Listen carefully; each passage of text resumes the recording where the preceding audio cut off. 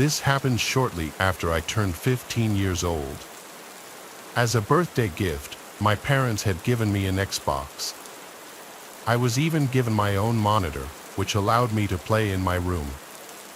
My room was upstairs, and in the weeks after my birthday, I of course spent a lot of time up there. It was a Saturday night. I was talking in an Xbox party chat with two of my school friends. Both of my parents went out of town at a work convention for the weekend, so I was home alone. I had my headphone volume pretty loud, but during a pause in our conversation, I heard a thumping sound come from downstairs. If you've ever been home alone as a kid, you'll know that any abnormal sound gets your mind imagining the worst. I turned down the volume and took one headphone off my ear. Nothing happened for the next 5 minutes, but shortly afterward, I heard the same noise again. I told my two friends about it this time, and they both encouraged me to go check it out, joking how someone might have broken in. I laughed and agreed to do it during the next break in our game. When that came, I took my headphones off and started walking towards the stairs. I began walking down them, and as I did, I began to hear soft whispering. I was only halfway down, but I completely froze up. I intently listened, trying to make out whether what I was hearing was actually real or not. Eventually, I crouched down to get a look into the living room. There, I saw 4 fully grown men, all completely covered in black, silently walking around. I genuinely couldn't process what I was seeing. All I knew is that I had to get back upstairs. I slowly started crawling back up them, and of course, one of the steps let out a loud creaking noise that echoed throughout the house before returning to silence. There was no way they didn't hear it. Thinking quick, I ran to my room, put on my headset, and told my friends to call the police to my house. They sounded confused and now in a serious tone asked what was going on. I didn't feel like I had enough time to explain, so I just told them to hurry and threw my headset down on my desk. I knew that locking myself in my room would be an obvious sign that I was inside. I still locked the door and closed it behind me, but instead, I hid in the bathroom further down the hallway with the light off and the door slightly cracked open so that they wouldn't think to check it. I could hear multiple sets of boots slowly walking up the stairs as I sat in silence. They kept getting louder until I could hear banging on my bedroom door down the hall. Not banging like trying to get my attention, whoever was doing it was clearly trying to break down the door. Voices started yelling out, saying things like how I needed to open the door if I didn't want anything bad to happen to me. I was absolutely horrified. I got up and started desperately opening the bathroom window. I guess I'd made too much noise because a set of boots started heading down the hall just as the bathroom door fully opened.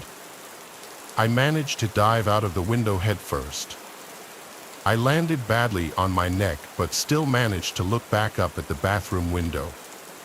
A silhouette stood motionless, looking back at me. That's when the backyard door slid open and 3 men came running out towards me. I tried getting up to run, but I couldn't in time. All 3 of them started grabbing me and pulling me back towards the house, but this was interrupted by the distant sound of police sirens. The 3 of them stopped and looked up at each other. They then sprinted to the backyard fence, climbed it, and I never saw them again. A few moments later, the police showed up in the backyard. I told them which way the men had gone, to which a couple of them started off in that direction while another stayed with me. The only man that was caught that night was the one inside the house. The other 3 that ran were never found. As police were asking me questions, my 2 friends who I was playing Xbox with pulled into the driveway on their bikes. Even to this day, I still routinely thank them for calling the cops, as it likely saved my life. Found left behind in the house were 4 different knives and a couple of fully loaded pistols.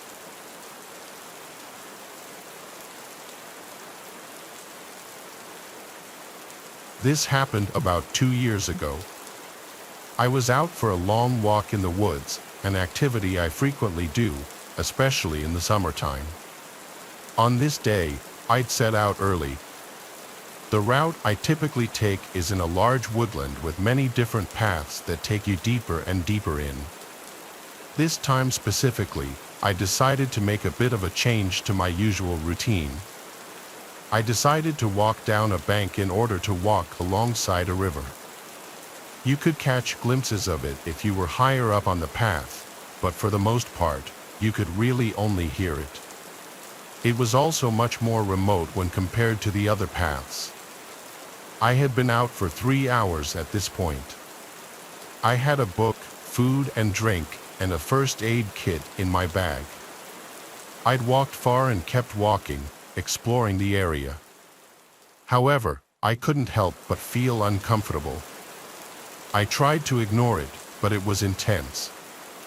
I'm usually one for the quiet outdoors and nature, but this feeling I had kept making me look behind me to the point where I was no longer relaxed. As I got deeper into the woods, the loneliness became unnerving. I figured I was just scaring myself and tried not to play into it. That's when a cloaked figure with gloves on ran out in front of me. I instantly jumped and felt extremely alarmed. The figure had a mask on, a crow's mask, like, think a plague doctor mask. I wanted to run, and everything inside me was telling me to run, but for whatever reason, I really wanted to seem like I wasn't bothered and that the figure had failed to cause much of a reaction. So I awkwardly said, "Okay, good one. I'll be on my way now." The figure didn't say anything, rather, it began tilting its head as I walked around it and continued down the path. It was just standing there, watching me. I was extremely creeped out. Once I walked past it, I just kept walking, feeling shaken but trying not to let it show. I was nervous to look back, but eventually, I did. The creepy figure was still in the same place, still watching me walk away. He, or possibly she, gave me a wave, but not a friendly one, just a sinister one. I don't really know how to explain it, but it was slow and felt threatening. I was stupid. At this point, I felt far enough away from the figure, so I flipped at the bird, a choice I instantly regretted. The figure went from standing and waving to a full-on unhinged run in my direction. I, at this point, didn't stick around and legged it out of there. The figure was making intense, loud, and almost demonic noises as it chased me. I honestly thought I was going to die, but it all came to an end when I managed to outrun this freak and made it up onto an open footpath where I was reunited with joggers and dog walkers. I was stuck in this nervous state but still so beyond happy to see other people. I tried to make as many of them aware as I could, and the whole situation was ultimately reported. I got home safely by catching a bus into town. They were rare on that side of the county, but I managed, thankfully.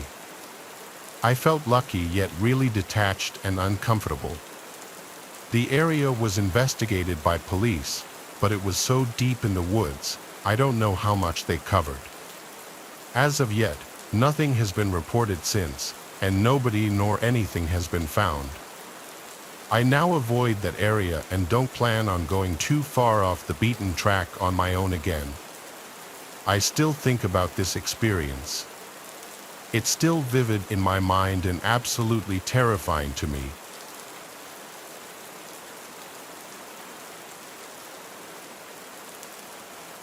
This happened years ago when I was 20.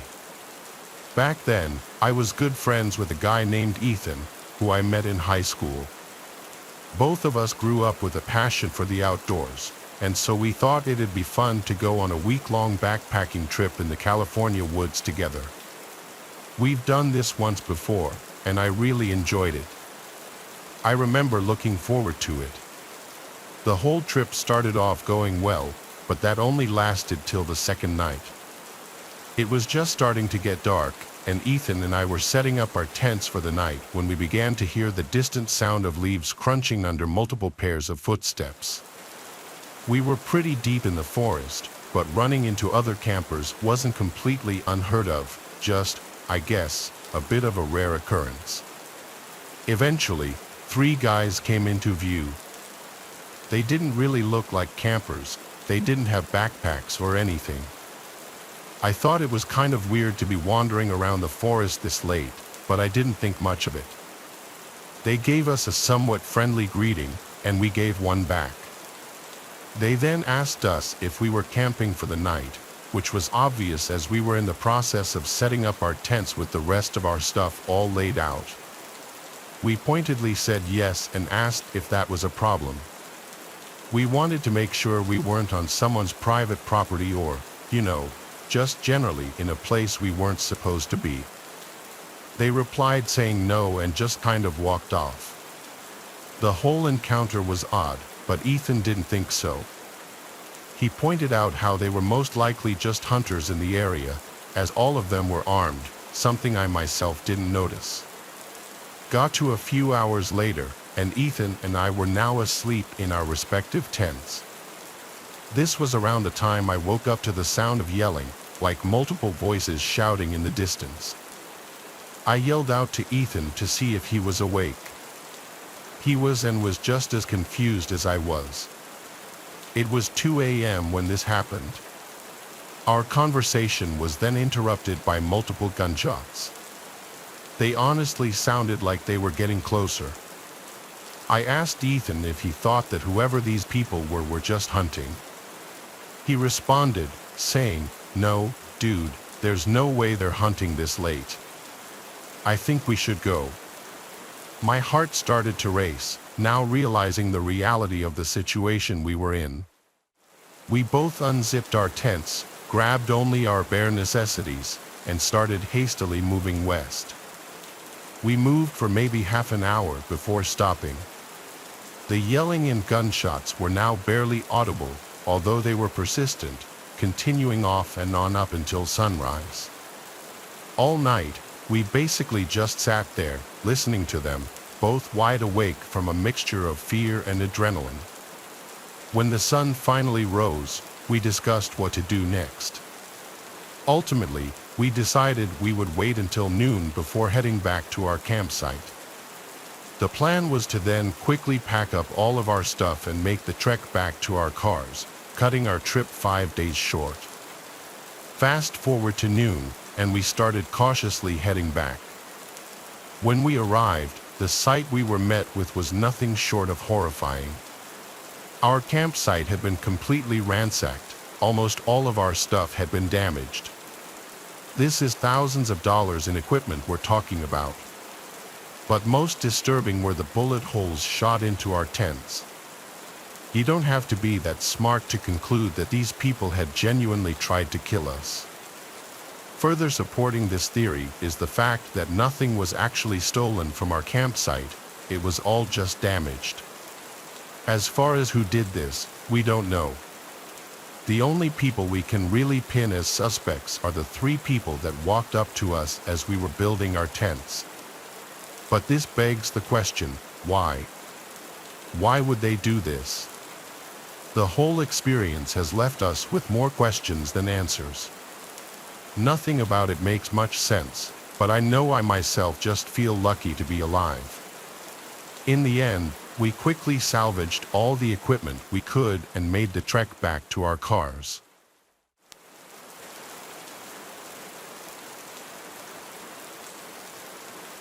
Nowadays, I don't camp nearly as much as I used to. I'm 24, and ever since I was young, I've been into hiking. Now, I get hiking isn't all that appealing to most people, but because of where I live, it's pretty easy to get into. You don't have to travel all that far for a pretty stunning scenic view. I try to find a new trail to hike every weekend. Typically, I'll hike alone, so I always keep a knife in my backpack for protection against wildlife. Should it ever come to that, though, in all my years of hiking, I've never once had to actually use it. In fact, I've never run into any dangerous situation while hiking. Well, at least up until a few days ago. I was driving to a heavily forested hiking trail I'd never been to before. Now, I hike in the afternoon, and this happened around the time of year where the days were starting to get shorter. In other words, the sun was setting earlier and earlier each day. This was a key detail that I had completely forgotten about prior to leaving. Only after I started driving to the place did I realize it would be completely dark outside before I would even be able to finish my hike. A decision I still regret making is deciding to do the hike anyway. I got a bad feeling about it right when I started. Fast forward a few hours, and I was now about 85% finished with the route I picked out. By this point, it was almost completely dark. I had a flashlight, but still, the whole scene was pretty eerie. This portion of the trail was deep in the forest. It was so dense with trees that the moonlight could barely even find its way through. Don't get me wrong, it was beautiful scenery in the day, but alone at night, it was nothing short of disturbing. It was then that I was really starting to regret my decision to carry out the hike. That's when I saw light up ahead on the trail. As soon as I shined my flashlight in its direction, it immediately got turned off. I didn't know what it was, but I couldn't exactly turn back, so I was pretty much forced to go directly towards where it had been. In the back of my mind, I knew the chances of it being another hiker in the dark were slim to none. Eventually, I reached where the light came from. There was no one. Instead, there was a large duffel bag lying on the ground. I began scanning the trees with my flashlight. That's when a large, probably 6.5-foot man stepped out from behind one of the trees. My body completely froze up. There I stood, like a deer in headlights, shining my light on the guy. He then slowly revealed a machete from behind his back. Seeing this, I started running for my life down the trail and in the direction of my car. I looked behind me, and the guy was chasing me. I dropped my backpack so I could run faster. When I finally reached a clearing in the forest and could see my car, I was still sprinting. I grabbed my keys from my pocket and unlocked it. I got inside, locked the doors, and had the engine on in less than 5 seconds. However, the guy was still behind me and was able to completely slash one of my back tires before I could drive off. I drove on an almost completely flat tire for the next 5 miles back to my house. Right as I pulled into my driveway, I called the police and reported the man. Although I have no idea if he was found, quite frankly, I have no idea if the police even searched for him. A part of me wants to go back to retrieve my backpack, which contains hundreds of dollars in equipment, but there's no way I can bring myself to do it. Plus, there's no guarantee it's still even there. For all I know, the guy went back and took it. I still don't know what I stumbled upon that night. This was by far the scariest experience I've ever had and the closest I've ever felt to death.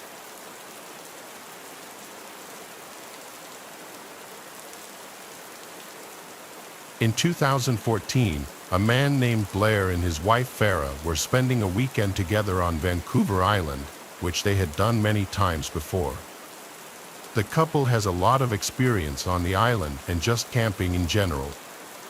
Vancouver Island provides an optimal camping setting because of its mix of scenic beaches and dense forest. The couple had many successful camping trips on the island until something truly terrifying happened to them on their final outing on the island. Blair and Farah were far from any roads or civilization, enjoying the solitude. They set up camp on a beach, a good distance from anywhere, and kept a fire going. To get to the trail leaving the beach was 1 kilometer along the beach and 2 kilometers to the road through the forest. The couple had met another camper named Claude from New Zealand, who they ran into earlier that day on the beach. Claude was planning on sleeping in his van, which he parked back up on the road. The couple invited him down to the beach for a fire, and the three shared a bottle of wine, talking amongst themselves around the fire. This is where things started to get a little creepy. The sun was starting to go down by this point, and the trio kept hearing what sounded like female voices from behind them in the bushes dividing the beach from the forest. It wasn't too dark out yet, though, so it was still possible that they were just other hikers or campers nearby, or even a group who anchored offshore and the sound was just bouncing in a weird way. All three of them could agree that they were hearing female voices. On that note, it was getting late and a little dark, so Claude said goodbye and set out to hike back to his car before it was too dark. Blair and Farah stayed by their campsite and stoked the fire because Farah was starting to get creeped out by the voices, which continued on into the darkness. It sounded like two female voices speaking, but whatever that was being said was unintelligible. It sounded to the couple like the voices were not far beyond the tree line now. They stayed up very late tending to the fire, and only when the voices had finally stopped did they decide to put out the fire and go to sleep in the tent. Before doing so, the two had scanned the cove with a flashlight several times looking for boats that could have been the source of the talking, but there was nothing in sight. It was around 3 a.m. when they laid down, finally ready to catch some sleep, but about 15 minutes after they laid down, Blair and Farah heard footsteps in the area around their campsite, over by where the fire was. They came from the direction of the bushes toward the inland behind them, a direction that was not traversable by people. The couple lay there hoping it was just a bear or any animal, because the only bears on the island are black bears, which usually are very timid around people. The footsteps went from the fire, then over to the tent, then back into the woods. 5 minutes later, the footsteps came back again to the fire, and now, clear as day, there were two female voices talking gibberish very loudly.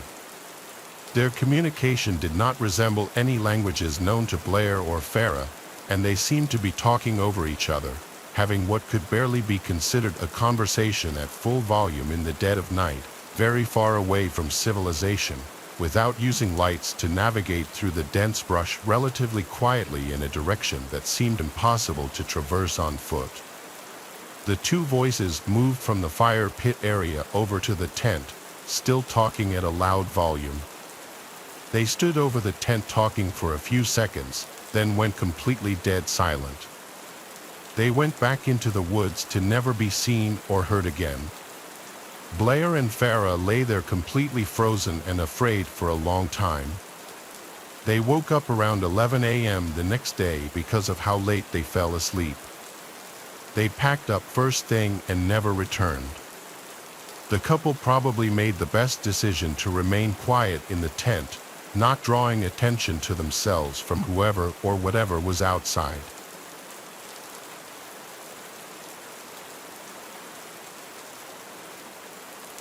The following pictures you're about to see were taken by hikers Orly and Dante, who both live in Eagle Mountain, Utah, a small town south of Salt Lake City. For the past few years, they had been exploring forests in search of interesting things, and one day they found it. One day, Orly was hiking in Cedar Fort, just 5 miles south of Salt Lake City. While hiking, she found large amounts of animal bones and piles of junk people had dumped, but things started to get strange when she started coming across strange symbols and animal parts scattered throughout the forest, some of them in weird formations. On September 15th, she decided to bring her friend Dante along with her to show him in person the unusual things she was finding. This time, the two came across something even more disturbing. On the trail, there was a severed deer head and a pentagram surrounded by deer legs, which were not there the first time Orly walked the trail. The sun was going down, and after getting their pictures, they agreed it was time to head back to the car. But the more they walked, they realized they didn't recognize the path they were on. So, the two started looking around for anything that could refresh their memory of where they were. But as it got dark out, the two accepted that they were lost. With nothing but their phone flashlights to navigate, they started getting the feeling they were being watched. As they picked up their pace, the two started to hear the trees and bushes moving at least 20 feet to their right, made more concerning by the fact that there was no wind that night. The two started to panic and hurried onto a trail they found, hoping it would take them back to Orly's car. Just when things couldn't seem to get any worse, Orly and Dante heard a scream so deep and horrific that it sounded neither human nor animal. The two sprinted down the trail, Orly making a conscious effort not to look back, but Dante did. Dante claimed to see a large black figure on the trail behind them, too big to be a human. The two made it to the car by some stroke of luck, losing whatever was chasing them. So, they left the forest and went straight home. Orly has not returned since.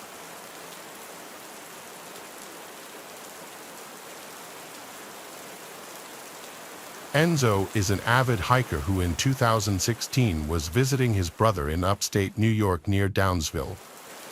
Enzo's brother owns a small house and a barn up there, and from time to time, Enzo and other family members would go up to visit.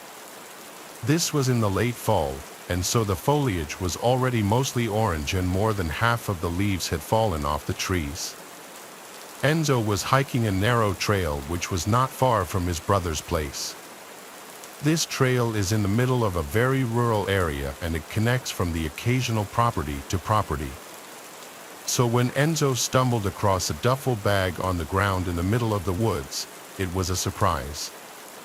The duffel bag looked like it was relatively new. It didn't look dirty as if it had been sitting in the woods for an extended period of time. There was a foul odor emanating from the bag, however, like something rotting inside.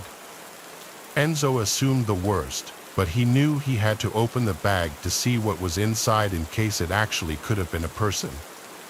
He was building up the courage to open the zipper to the bag, but before he could, he heard footsteps approaching from off the trail and a voice saying, "That's mine, please don't touch it."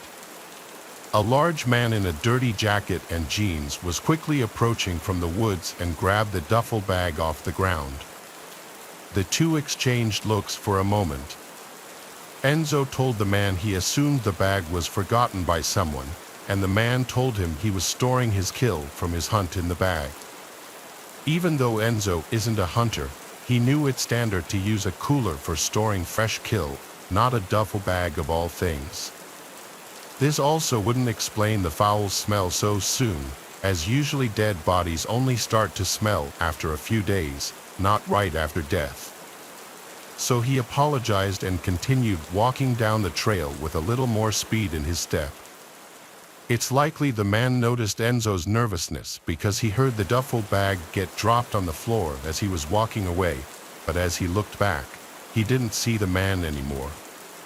Enzo nervously continued along the trail, taking out his phone to try to call his brother for an emergency pickup by the road, but he didn't have any reception in the woods. All he could do was press forward and avoid crossing paths with that man again. But as he continued on, he kept hearing leaves crunching from not far behind him, and any time he'd look back, the coast seemed clear. Eventually, his fear that he was being followed became real. He saw that man following him in the distance in a stalkerish manner, hiding behind a tree. Without thinking, Enzo started to run as fast as he could down the trail. He knew he was being followed without even looking back because he could hear the leaves being crushed not too far behind him. Enzo came to an abandoned-looking property with overgrown grass, and having grown too winded to continue running, he attempted entry to the old house through the back door and was able to get inside. Enzo hid under a cot in the first bedroom he found, and he heard the back door open again, followed by heavy footsteps moving in a hurry. They went from room to room, and Enzo could hear the man's heavy breathing from also being out of breath. The man's footsteps came into the bedroom just for a second and left right after. He didn't look under either of the two cots. Enzo heard the back door to the house open and slam shut again, but he laid under the cot for another half an hour, not taking any risks. He only got up when he realized it would be dark soon and he needed to get to a road to call for help. He proceeded to leave the house and run down the dirt trail by the house that was most likely once used as a driveway, which led him to a road. From there, he eventually hitched a ride with a passing car who gave Enzo a lift back to his brother's house, where Enzo would call the local police department and report his encounter. Given the severity of the case, police showed up at the house to get a more detailed description of the man's face, the location it happened, and other information. Though it was never technically confirmed what was in that duffel bag, the rotting smell would already be clue enough. But the fact that the man so intently chased after Enzo shows that he was hiding something that he didn't want any witnesses for, most likely dumping a dead body all.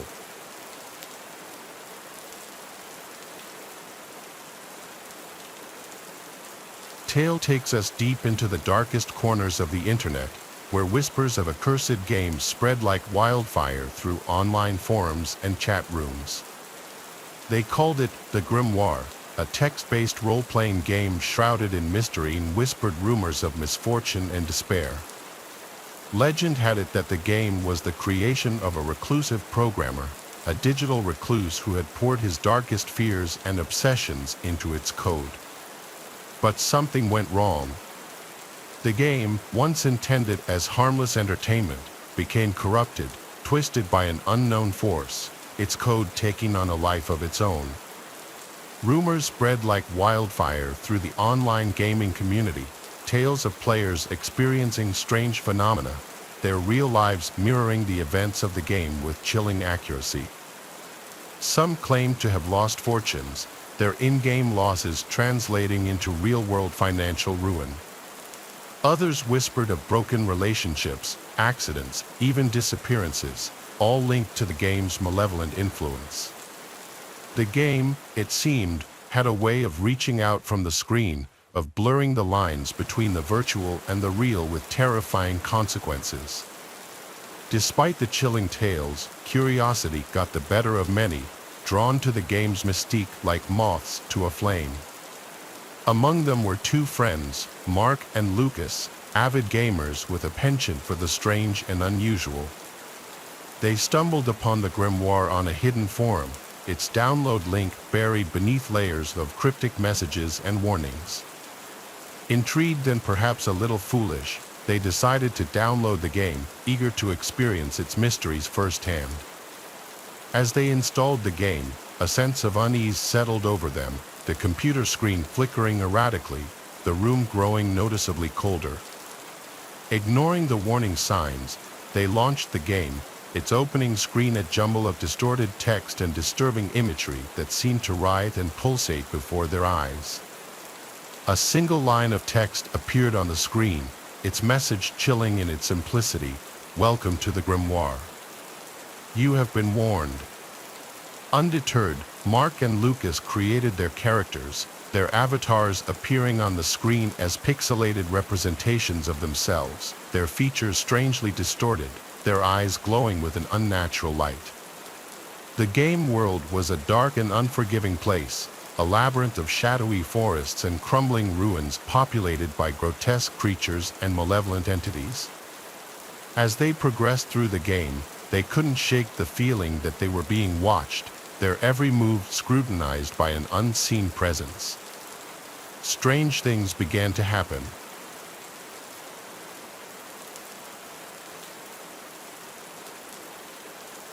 This is something that happened to me when I was much younger.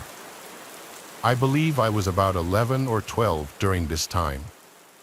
I lived at home with my older brother and my parents. One of my favorite things to do after school most days was to unwind by playing some video games. I would go upstairs to my bedroom and start playing on my PlayStation 2 for a while. Sometimes, I would play all the way until it was time for dinner. So, one day I got home from school and went straight up to my bedroom to play some video games. Both my parents were still at work, and my brother was still at school. That's how things usually were for an hour or two after I got back on most days. I remember playing video games, and a little while in, I heard my brother getting home downstairs. The front door opened and closed, and I heard him walk inside. I thought nothing of it and I kept gaming. But about an hour later, I got a call from my mom. I had a home phone in my bedroom and saw through the caller ID that it was my mom's cell phone. When I answered, she told me that she was on her way to pick up my brother from his friend's house, and they would be home soon. My dad was going to pick up some food on the way home from work, and she wanted to know what I wanted. I told her whatever food it was that I was in the mood for that night. Then we said bye, and I hung up. It was only after ending the call that I realized it was strange that my brother was not home. If he was at a friend's house, then who had I heard entering our house? My heart started racing, and I had a terrible feeling. I carefully walked to my bedroom door and opened it up. I had never heard the person walking upstairs or near my bedroom. I didn't know where they went after entering the house. So, after not hearing or seeing anything, I left my bedroom. I quietly walked down the hallway and looked downstairs. I still saw nothing. Then I went down the stairs. Once there, I walked around the main level of the house looking. I did not see anybody, but when I was near the kitchen and kind of the front door, I heard a noise coming from the basement. It sounded like somebody was down there. I quickly ran away and went back upstairs to my bedroom. A short time after entering my room, I heard the front door to the house open and close again. At that point, I ran back downstairs. When I got to the front door, I saw what looked like a man walking away down the street. I didn't recognize him and only saw him for like 2 seconds. It might not have been the same guy who had been in the house, but I think it was. I then locked all the doors and called my parents, who then called the police. The door had been left unlocked for when my brother got home. I hadn't known he was going to a friend's house. Looking back, I can't believe it happened. I didn't even know I was home alone with some random guy downstairs. I'm really glad that he didn't go near my bedroom.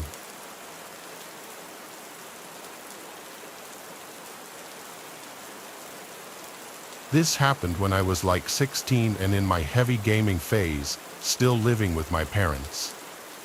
I played a lot of League of Legends in my room on my computer in those days, especially in the summertime when it's so unbearably hot outside and I preferred to stay inside in the air conditioning.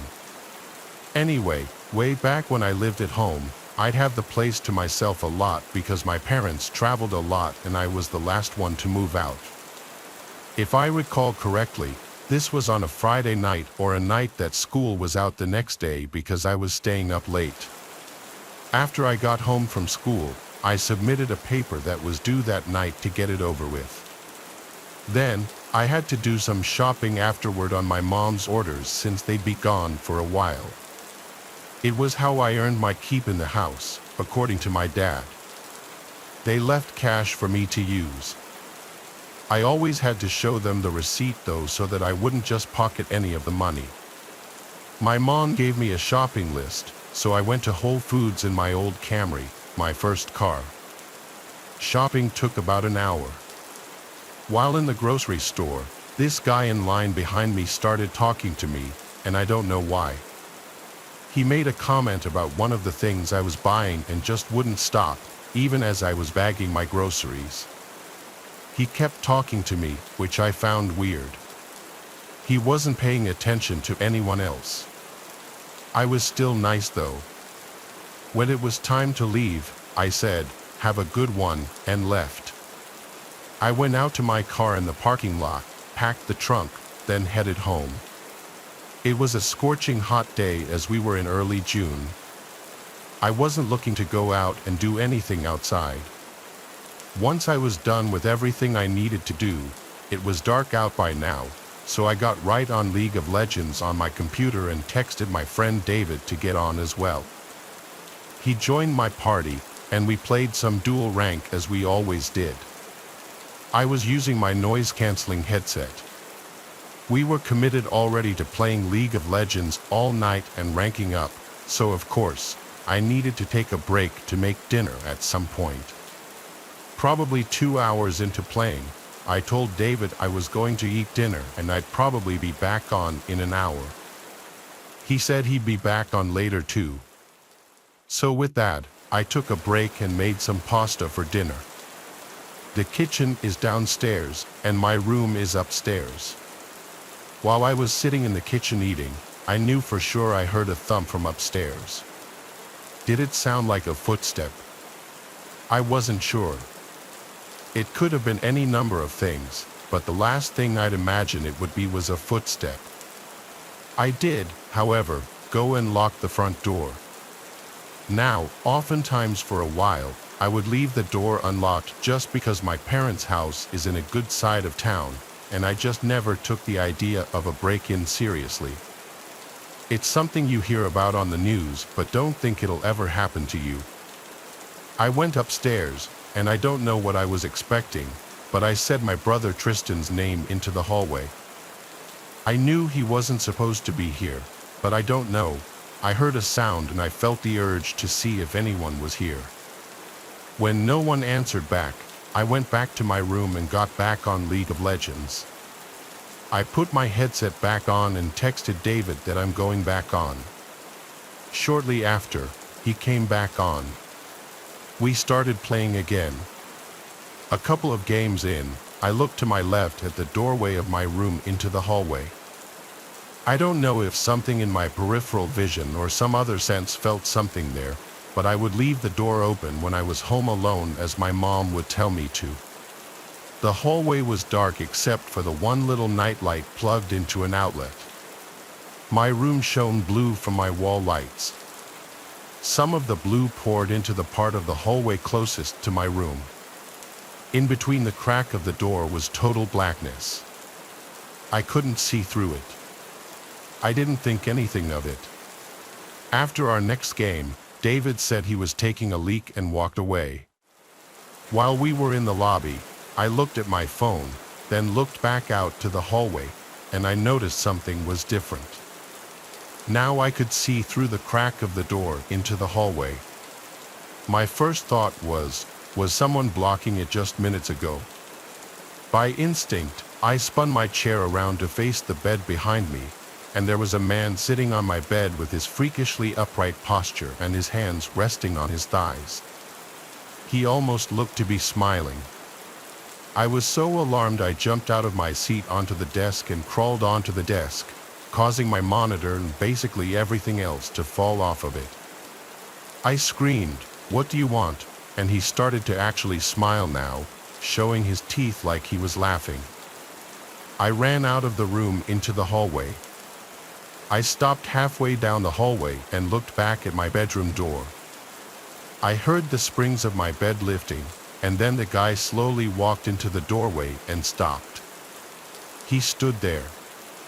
I once again yelled, "What do you want?" He then spoke in a stuttered, slow voice, asking if he could play too. I asked, "How did you get in here?" He stepped a few steps forward and pointed down the stairs. I assumed he was implying he entered through the front door. I was at a loss for what to do, so I ran down the stairs to the landline phone, as my cell phone was still in my room. I grabbed the phone and a kitchen knife and screamed, "You need to leave.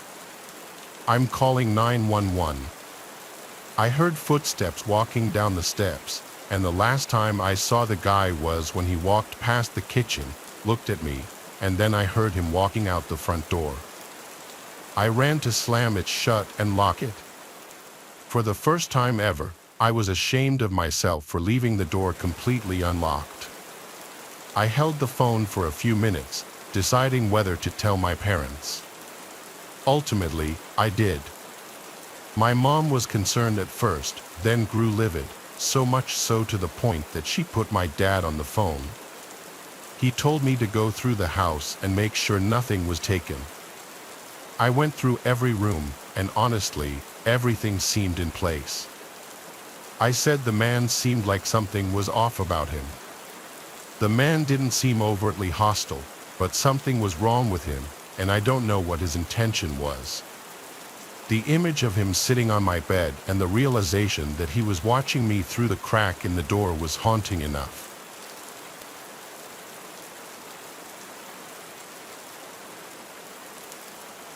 This is a story I'm not proud of, mostly for my naivety. When I was in middle school and early high school, I didn't know how to talk to girls at all at school, but that's a lot of boys in middle school. I wasn't shy in general. I had friends and did normal things an 8th grader would do. I just had never kissed a girl or anything. Some of my friends at the time claimed they had already gone further than that with girls, and I was starting to feel pressure. But I was still having trouble approaching girls in that way. The mentality went from boys making fun of girls to suddenly liking them in a matter of like a year. I was a pretty big gamer in middle school and early high school. This was when I was in 8th grade. I was like 13. My voice was still probably a bit prepubescent sounding. It was 2009. I played a lot of console games and computer MMORPG games. My favorite console games at the time were GTA 4 and Call of Duty, and my favorite computer game was this MMORPG called Ganu.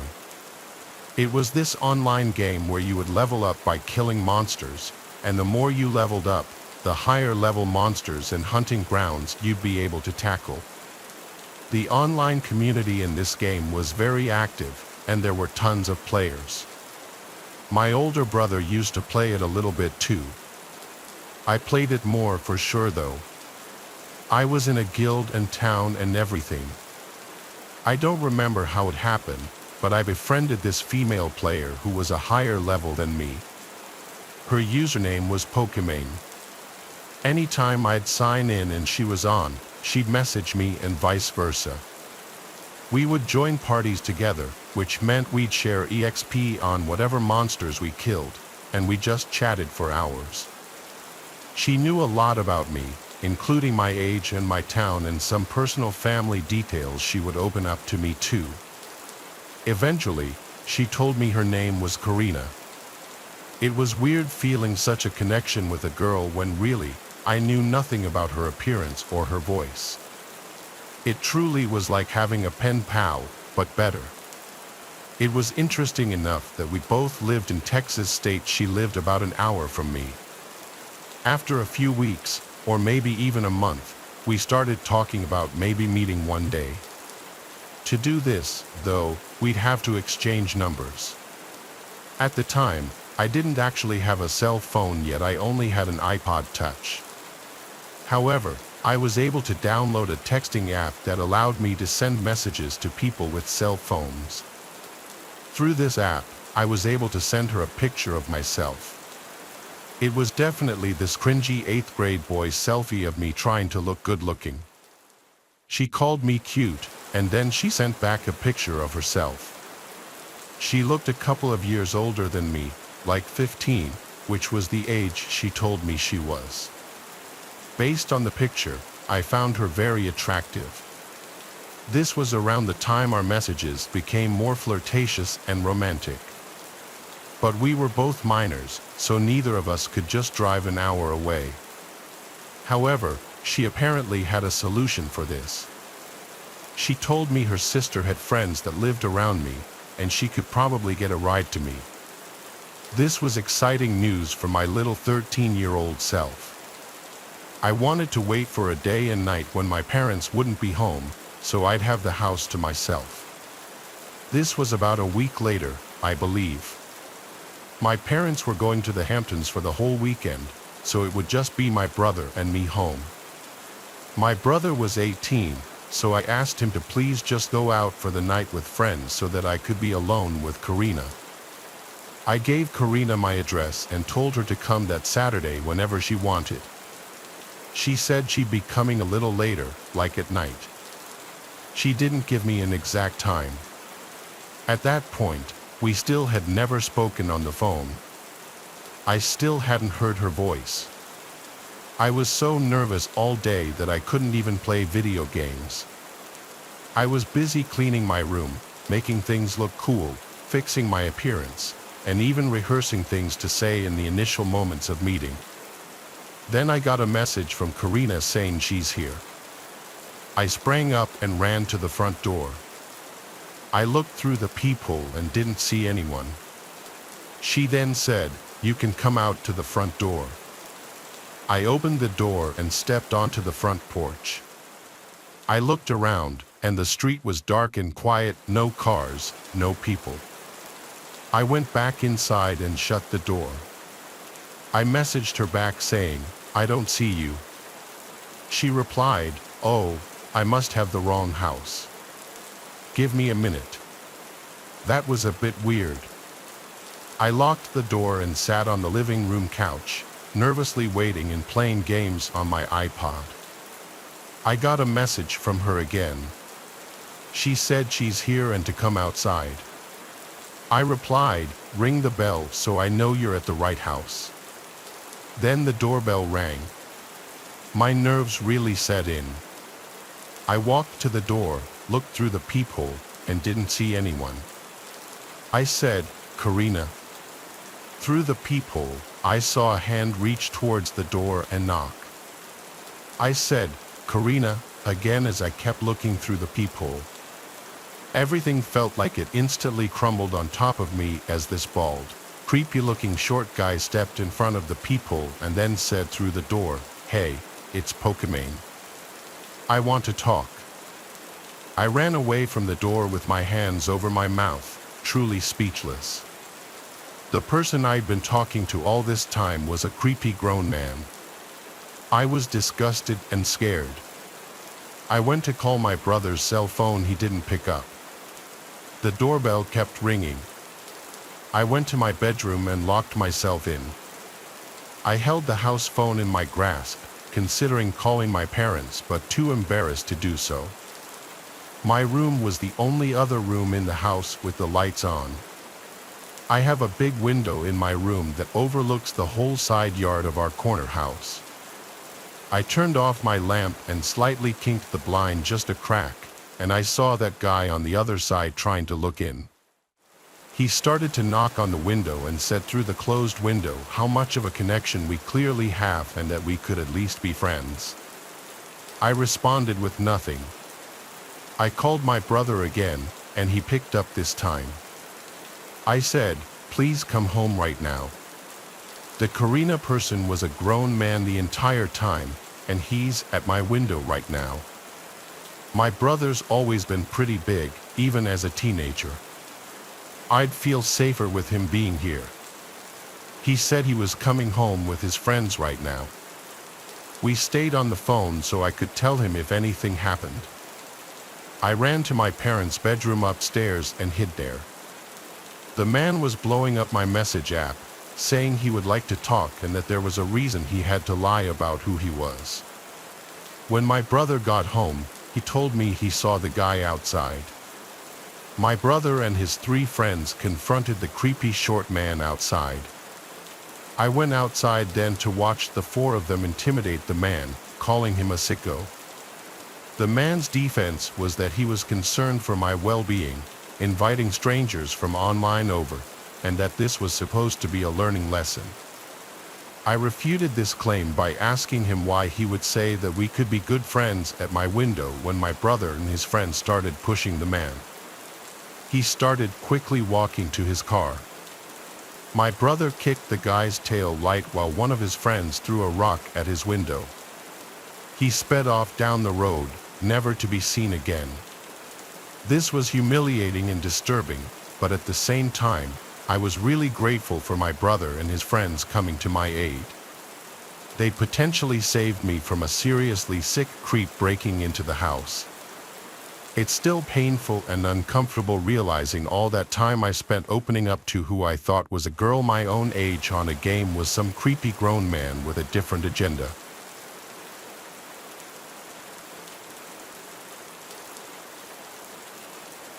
Our first story begins on a Friday night, the air thick with anticipation. A young man named Jack, an avid gamer, scoured online marketplaces for a deal on a used console, eager to dive into the latest releases. He stumbled upon an offer that seemed too good to be true, a current-gen console, practically brand new, being sold at a fraction of the retail price. The seller, only identified as KL, was vague in his responses, claiming he simply needed to get rid of it. Despite a prickle of unease, Jack dismissed his better judgment and arranged to meet KL at a dimly lit gas station later that evening.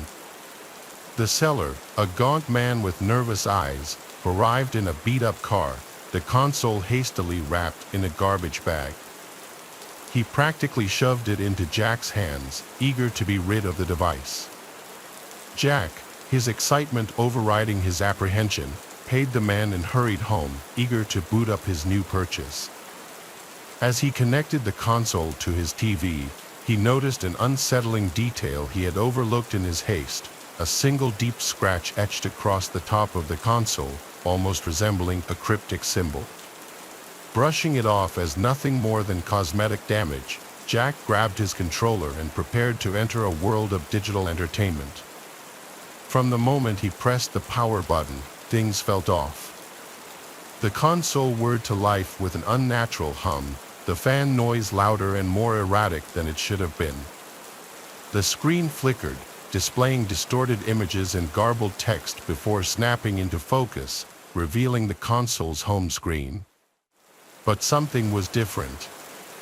The usual cheerful background was replaced with a static image of a dark, desolate forest, the trees twisted and gnarled, their branches reaching out like skeletal fingers.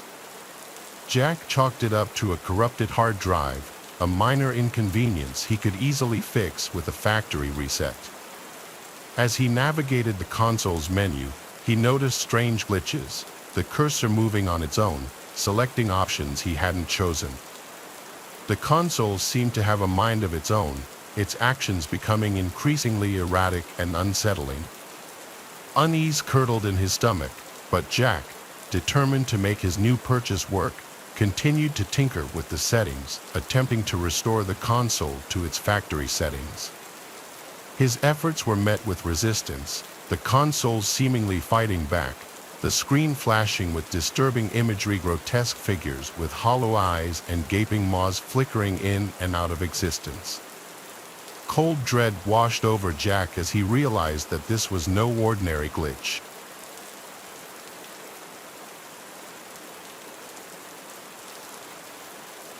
Our next tale takes us back to the neon-lit golden age of arcades, a time when joystick warriors battled it out for high scores and bragging rights. In the bustling heart of the city, nestled between a dingy pizzeria and a flickering neon sign promising adult entertainment, stood the Pixel Palace, a haven for gamers seeking an escape from reality.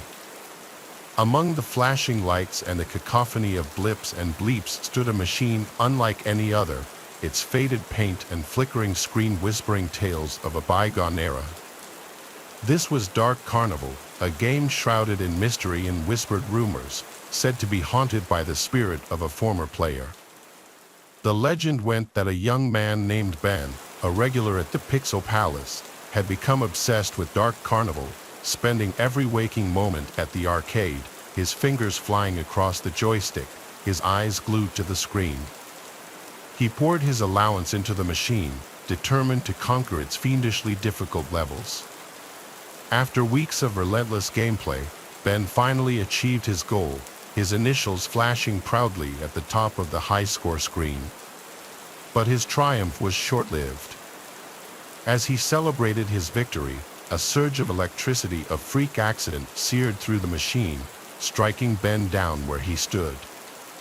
Some say Ben's spirit, unable to leave the game he loved, became trapped within the machine, his digital ghost forever bound to the arcade cabinet.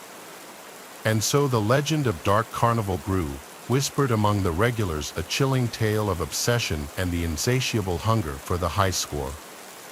Most dismissed it as an urban legend, a spooky story meant to deter players from hogging the machine for too long.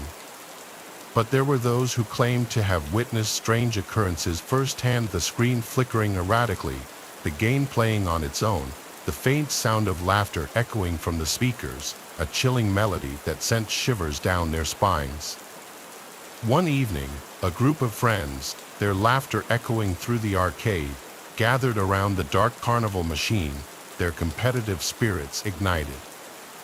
Among them was Tony, a skeptic by nature who scoffed at the stories surrounding the game. "It's just an old machine," he declared, "nothing more than wires and circuits."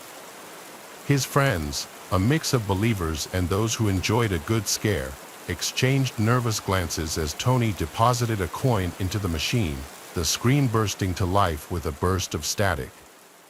As Tony navigated the game's opening levels with ease, his skepticism began to waver.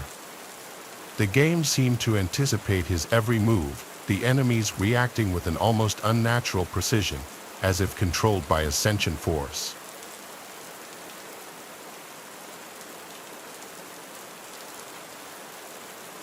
One of my favorite hobbies has always been playing video games.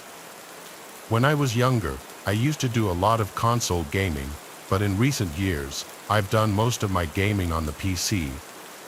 So, I have a setup in my bedroom in the apartment that I currently live in. It's in one corner of the room opposite my bed. Several weeks ago, I was having a gaming night with a friend. We both logged on at probably a little after 8 p.m. I was at my apartment, and he was at his apartment, so we were just gaming online. We were going to go until we got tired. I live alone in my small one-bedroom apartment, which is kind of old and on the first floor of the building. After playing online for several hours, neither of us were tired yet. At this point, I'm guessing it was around 11 p.m. That's when I thought I heard a knocking at my window behind me. I had my headset on, which is mostly noise canceling, so I couldn't hear that well, but I looked back to the window. It's probably like 15 feet from my desk and the chair I was sitting in. When I looked, I thought I saw what appeared to be a man moving away from the window. The window looks out to a small grassy area behind the apartments. Then there's a fence between the next property and a little woods before another apartment complex.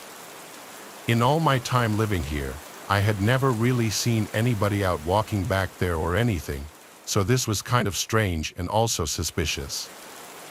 The total time that I saw the guy was less than a second, though he was already moving away when I turned around and looked. I told my friend I would be back in a minute, and then I got up. I then walked over to the window and looked out of it. It was pretty dark in the little space back there, but I could see a little bit. However, I did not notice anyone there. I then left my bedroom and walked out to the kitchen, which also had a window looking out to that same general area. This had a broader view, but I still didn't see anyone. I figured that the guy was gone. This situation was kind of weird, especially with it being late at night. My only good explanation that I could think of was that possibly the man accidentally went to the wrong apartment window. He could have been trying to get somebody else's attention who he knew. I then went back to my gaming chair and sat down. I told my friend about what had happened. We chatted about it for a while and decided that it probably wasn't a big deal.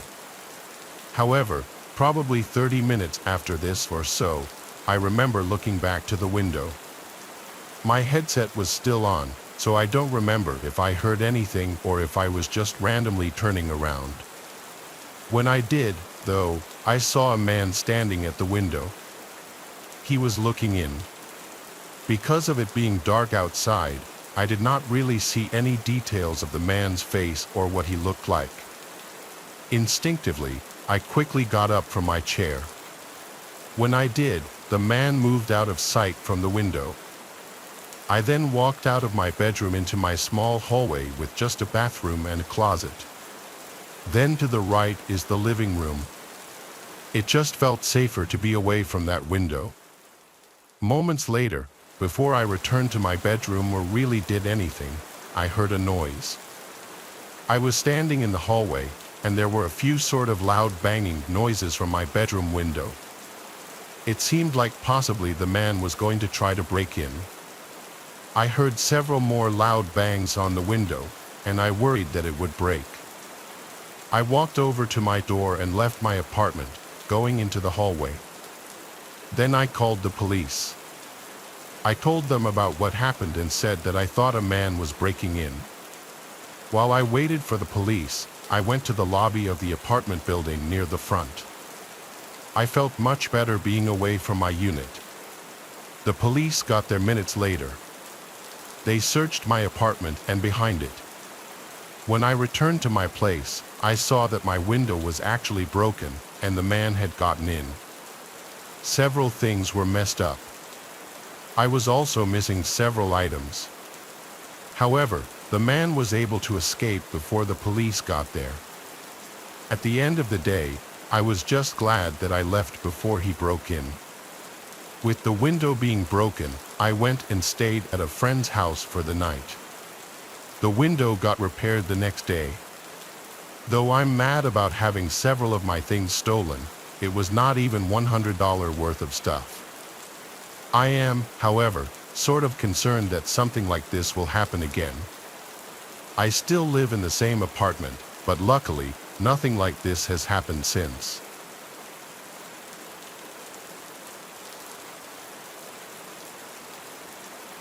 A few years ago, I used to play video games and stream them online. I was not really popular or anything, I just did it for fun. I would stream on Twitch for my friends, and usually anywhere from 1 to 3 or 4 of them would watch.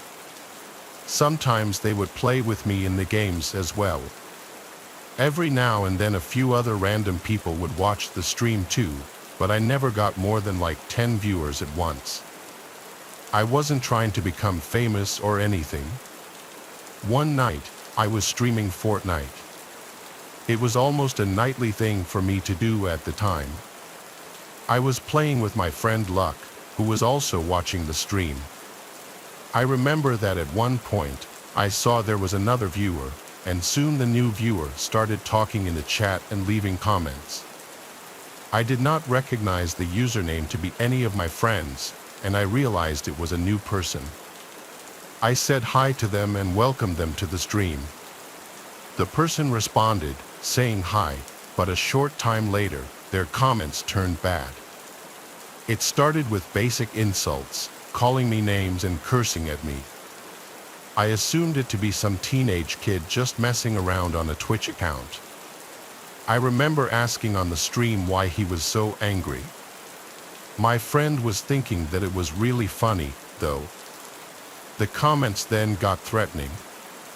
The user said something like they were going to find me and they knew where I lived or something along those lines. Obviously, I didn't take the threat very seriously. I really had no idea why they would act this way because my stream was always pretty fun and lighthearted. The first comment the person made that really raised my eyebrows, though, was when they mentioned my real name. They said they knew my name, and when I asked what it was, the user commented it. This shocked me because my name was not my username or anything, and this person knew my last name as well. It was then that I figured it had to be one of my friends messing with me, and that's what Luck thought as well. I remember Luck asking who it was, going through a list of friends that he thought it could be. The person denied it all. After going back and forth for a bit, the person eventually left, and I ended the stream a short time later. But the very next night, the person was back. I went back on what I usually did and was playing Fortnite again. Luck also joined, and it was just the two of us like the night prior. Well, maybe 30 minutes into the stream, the mystery person returned. They started commenting again, picking up right where they left off, but this time they said they were going to my house. I was kind of like, okay, buddy, let's see it, and still not taking it seriously. They went quiet in the chat for a while, but then out of nowhere, the person commented that they were at my house. Then I heard this loud knocking coming from the front door. I lived in a house that I rented with a roommate during this time. My roommate was gone at work, and I was at home by myself. After I heard the knocking, I told Luck about it, who seemed shocked. This definitely had to be a friend, I said. I was getting up and went over to go look. After leaving my bedroom and starting to enter the living room, I could see somebody through the front window. There was a man standing on the front step who was wearing all black and a ski mask. He did not resemble any of my friends, but I guess it could have been one of them. I just had a bad feeling about it, though, like this was somebody else. I went back into my bedroom and asked the guy through my stream what he wanted. He did not respond to this, but loudly knocked again on the front door. I was not going to answer it. The mysterious man then made a comment that he hated my car. I don't know why he said this, but then he left the stream. I really had no idea as to what was going on. Me and Luck talked about who it could be, and I told him that I thought it was someone totally random. Luck was telling me that I should go out and confront the guy. Eventually, I left my bedroom to go check, but the guy was gone now. I looked out of every window and didn't see him. Well, the next day, I was leaving for work. When I got to my car in the driveway, there was a big dent in the driver's door, like somebody had hit it with something. I remembered the comment the guy made about hating my car, which is a Pontiac Aztec.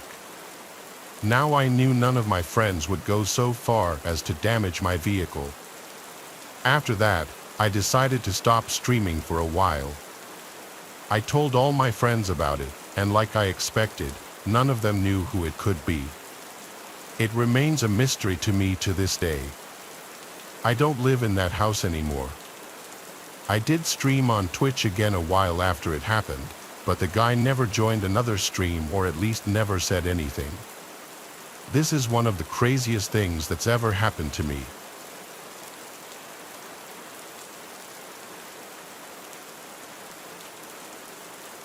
At night, I like to play video games as a hobby quite a bit. This is my scariest experience while doing so. I remember that I was playing online on some game with random people. I had a headset and would talk to them. Most of you know that in online gaming, people sometimes say some crazy stuff, but on this night, it seemed pretty tame.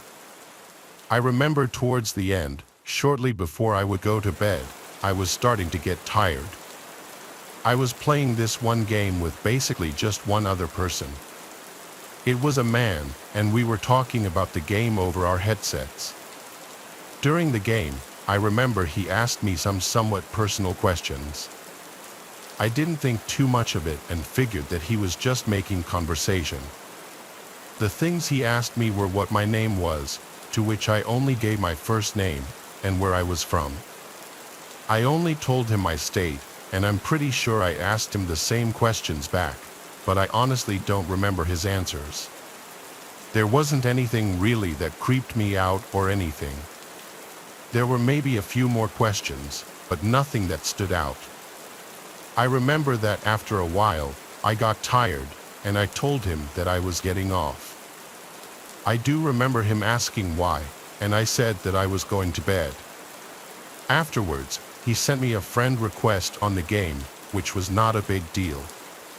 But it was either the following day or the day after that, he sent me a friend request on Facebook. I did not know it at the time, though. When I would go on Facebook, I would accept most friend requests unless it was clearly a bot. This guy appeared real, and I accepted it, not knowing who he was at all. He started to message me a short time later. I remember he said hi and asked me what I was doing and stuff as if we were friends. I asked him who he was and he responded, saying we had played video games together a few days earlier. That's when I realized this had to be the same guy. Obviously, I had no idea what the guy looked like. When I heard this, I was surprised that he had found me on Facebook.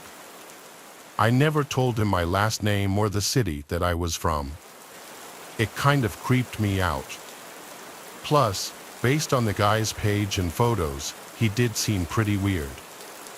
I decided at that point to delete him as a friend. But the day after that, the guy followed me on Instagram. He then started messaging me there.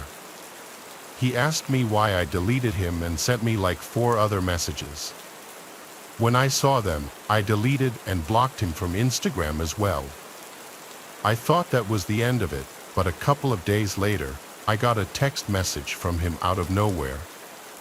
An unknown number texted me. When I looked, I figured it was a wrong number until the texter said their name, and it was a long, angry text about how I blocked him and stuff. This creeped me out more than anything. I blocked his number and hoped that I would stop hearing from him. Obviously, I deleted him from being friends on the game as well. After this, I did stop hearing from him. I still wonder, though, how he found me. I mean, the only thing he had to go off of was my first name and state. How did he find my number? My only thought is that he possibly messaged somebody who knew me on Facebook, claiming that he was my friend and wanted to know my number or something. I never asked around, so I can't confirm it, though. Either way, it's really creepy what he did, and I'm glad that I haven't heard from him since.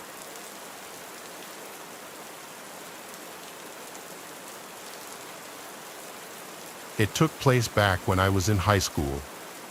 I was, I believe, a junior during this time and loved to play video games. I had a good friend at school named Noah, who I would game with almost on a nightly basis. We would hang out all the time as well, and he lived just a few blocks over. On this night, we were playing video games online on our PlayStation 4s. I was at my house, and he was at his. We had headsets so we could talk to each other as we were on. I remember that after playing for a while, Noah said, "What was that?" It kind of came out of nowhere, and I assumed that he was just talking about the game. I asked him what and he didn't answer me at first. Then all of a sudden, he said, "What the?" and it kind of abruptly went quiet. I heard some other noises but couldn't make them out. I didn't know what was going on. I asked Noah what he was doing, but he did not answer me. Everything was silent for a while. After, I sent Noah a Snapchat asking him what that was all about. I was really confused, but Noah did not immediately open it. So, I got curious and was kind of concerned. I decided to walk over to his place. Maybe he was playing a prank on me, but I felt like I should go ask him. We were such good friends, and it wasn't that weird for me to do that. So, I left my house at whatever time it was, probably like 10 p.m. It was dark out, and after walking a few blocks, I arrived at Noah's street. It was quiet, and we both lived in a pretty typical neighborhood for the most part. When I reached Noah's house, I wasn't sure if his parents were home or not because most of the lights in the house appeared to be off. I walked up to the front door and knocked on it. At first, there was no answer. It was very quiet. But a short time after knocking, I heard what sounded like somebody who may be in the backyard. After waiting a while, I knocked again. I couldn't see into the backyard from where I was. I continued to wait at the front door, wondering if I should investigate the noises I had heard in the back. Maybe Noah had gone outside, but I didn't really know why he would. Then finally, I heard someone walking towards the front door inside. The door then opened, and Noah was standing there. He looked very serious and told me to come inside quickly. I got in, and then he closed and locked the door. He said a man had been inside his house, and he was calling the police. He added that he thought the man just left. Noah went back and got his phone from his bedroom and dialed 911. He told me that his parents were gone, and he was home alone. We both waited for the police in his parents' room because it had a lock on it. Nobody else entered the house or was in it while we waited. The police got there shortly after and spoke to us. I guess what happened is when I was gaming with Noah, he heard a noise from behind his house. It sounded like the back door, which led to the kitchen, was opening. It must have been left unlocked or something because an unknown person did, in fact, enter. After hearing the footsteps, Noah ran to his closet to hide. He was able to hide but did not have his phone and couldn't call the police. Then I must have heard him running to his closet, and he said that he completely forgot about me on the headset. The headset was also not wireless, so he had to take it off to hide in his closet. While hiding, he heard the person walking around inside of his house. He hid all the way until I arrived at his place. When he heard the knock on the door, he said the man started walking around quickly and then left the house. I realized that I must have scared the guy off by knocking on the door. Noah was grateful to me for doing so. He then was able to leave, lock all the doors, get his phone to call the police, which was on the floor near his bed, and let me in the house. I don't know why the man entered the house or how he seemed to know that the door would be unlocked, but I'm really glad that I went over to Noah's.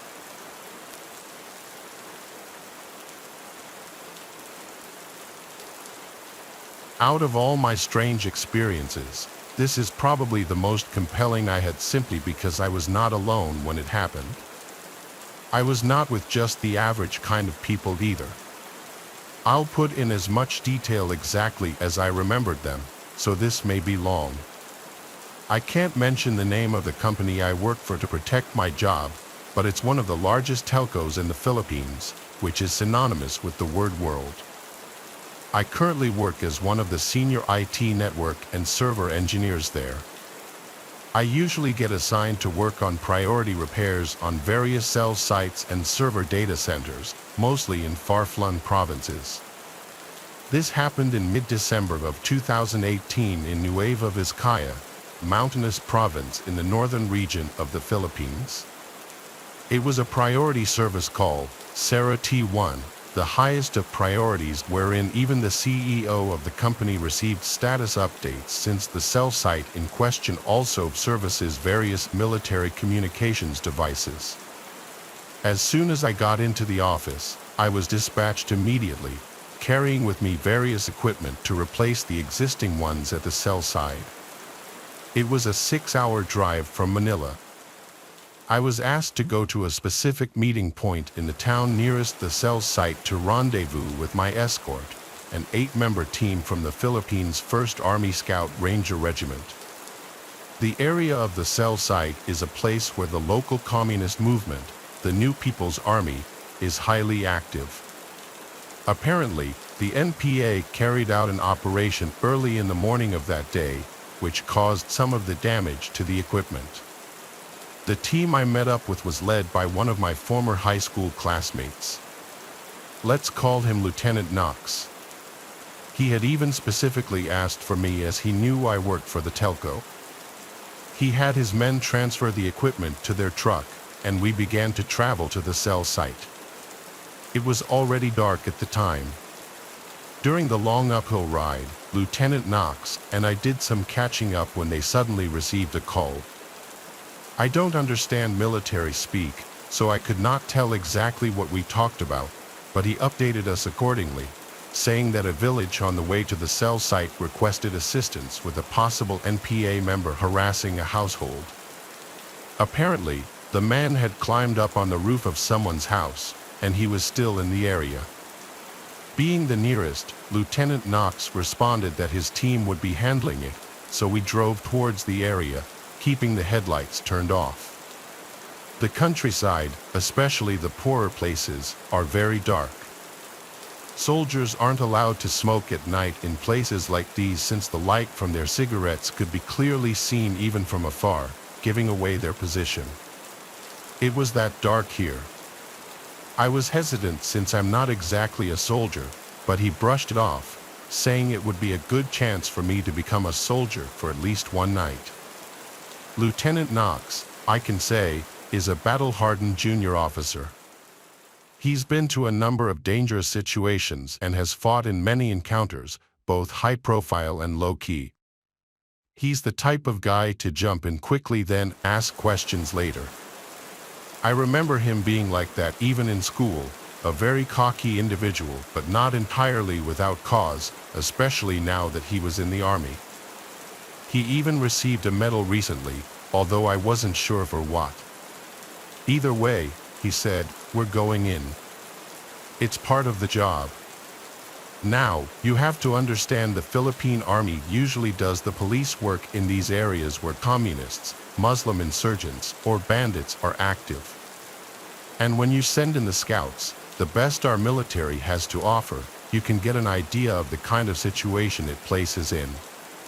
Even other countries recognize the abilities of the Philippine Scout Rangers, all the more so in this case since these scouts came from the 1st Regiment.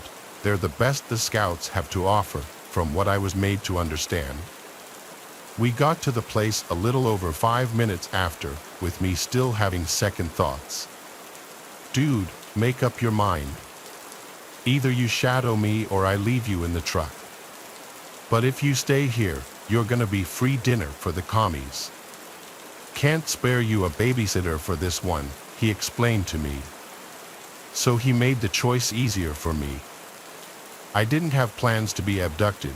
I was already soiling myself, basically not cut out for this stuff. I just wanted to repair the cell site and go home, but I did have plans to get his wife to get back at him for this.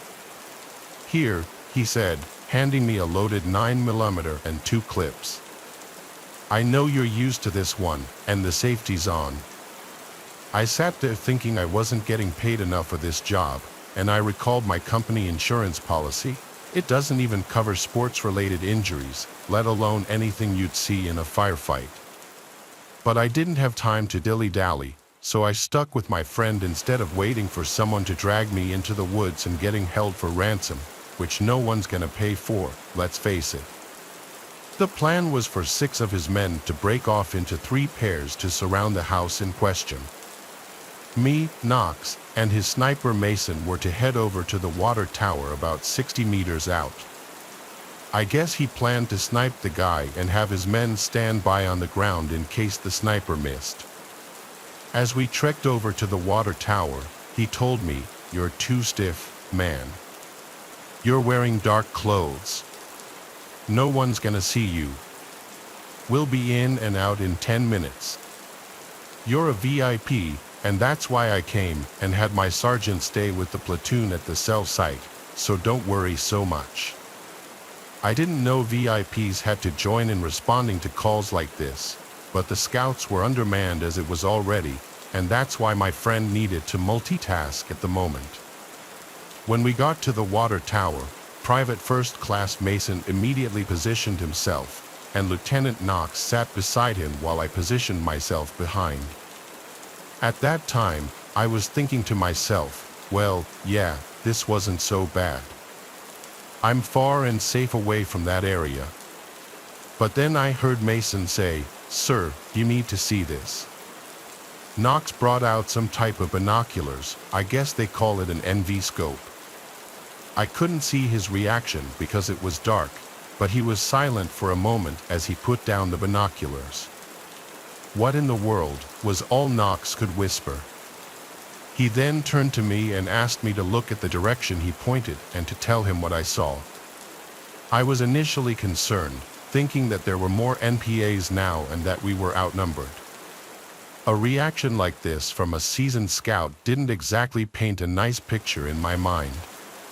But what I saw was definitely something that will probably haunt me for the rest of my life. I wish I hadn't taken those binoculars at all. I even wish I saw more communists instead of what I did see. The image was green, and I saw someone on the roof of a house. It was a man. He didn't have a shirt on, nor did he have any weapons on him. He had very short hair or a shaved head, and he was barefoot. He had jeans on, but the lower part was wrapped from what I could tell. He had dark skin and seemed normal at first glance, but then I noticed his arms, which were very, very long. His hands were almost past his knees, and his fingers were also very long and pointed. The fingers were longer than normal and had tips that looked like long nails or even claws. The first thing on my mind was, this can't be real. "Sir," Mason said, "it's moving." I didn't expect what happened next. The thing, whatever it really was, looked right at our group. Even from that distance, it was unmistakable. He or it had its head turned in our direction, and its eyes were solid white. Eye shine, like a cat's eyes. Right then, I nearly dropped the binoculars. Had it not been strapped to my wrist, it probably would have fallen straight through the grated flooring of the water tower. Knox looked to me as if asking what I saw, and all I could say was, "It looked at us, man. It knows we're up here." Almost at the same time, Mason begged, "Sir, your orders." My friend gave the order to put 2 in its head. I think the first shot hit the mark because we heard a scream echo throughout the valley. It sounded like a mix of a high-pitched male screaming and a cornered animal crying out in pain. I'm not sure how to describe it beyond that, but it was the first time I'd ever heard such a sound. I'm sure all of us heard it because of how loud the sound was. Mason never let out a second shot. I don't know if he did so on purpose or if he was caught off guard, but we then heard automatic rifle shots in the distance. Knox immediately told us to go. Mason went down the ladder first at a ridiculous rate, then me, then Knox. Back on the ground, we ran over to the house. These guys were fast and easily outran me. Knox had to basically drag me along the way so I wouldn't be left behind. Honestly, I was reluctant to run where we were headed. I wasn't as hardcore as these scouts. I could barely even keep myself from soiling myself. There was still someone firing in the direction towards the tree line. When we got to the house, near the front, we found one of the soldiers sitting against the wall. His buddies seemed to be applying first aid. His left forearm had a long and nasty gash that leaked fiercely onto the soil. I wanted to vomit. He reported to Knox that something jumped up from the roof and landed right on top of him. It was just after Mason fired. While he didn't get a good look at the attacker due to the darkness, he specifically refused to call it human. Even his buddy didn't think it was human at all. The other 4 soldiers got back to us, saying that the assailant got away. Knox decided to get to know the people in the house, and we found out that a young couple lived there. In fact, the woman was 7 months pregnant. They had texted their local village official, who in turn requested the military to check since, again, they suspected it was an NPA.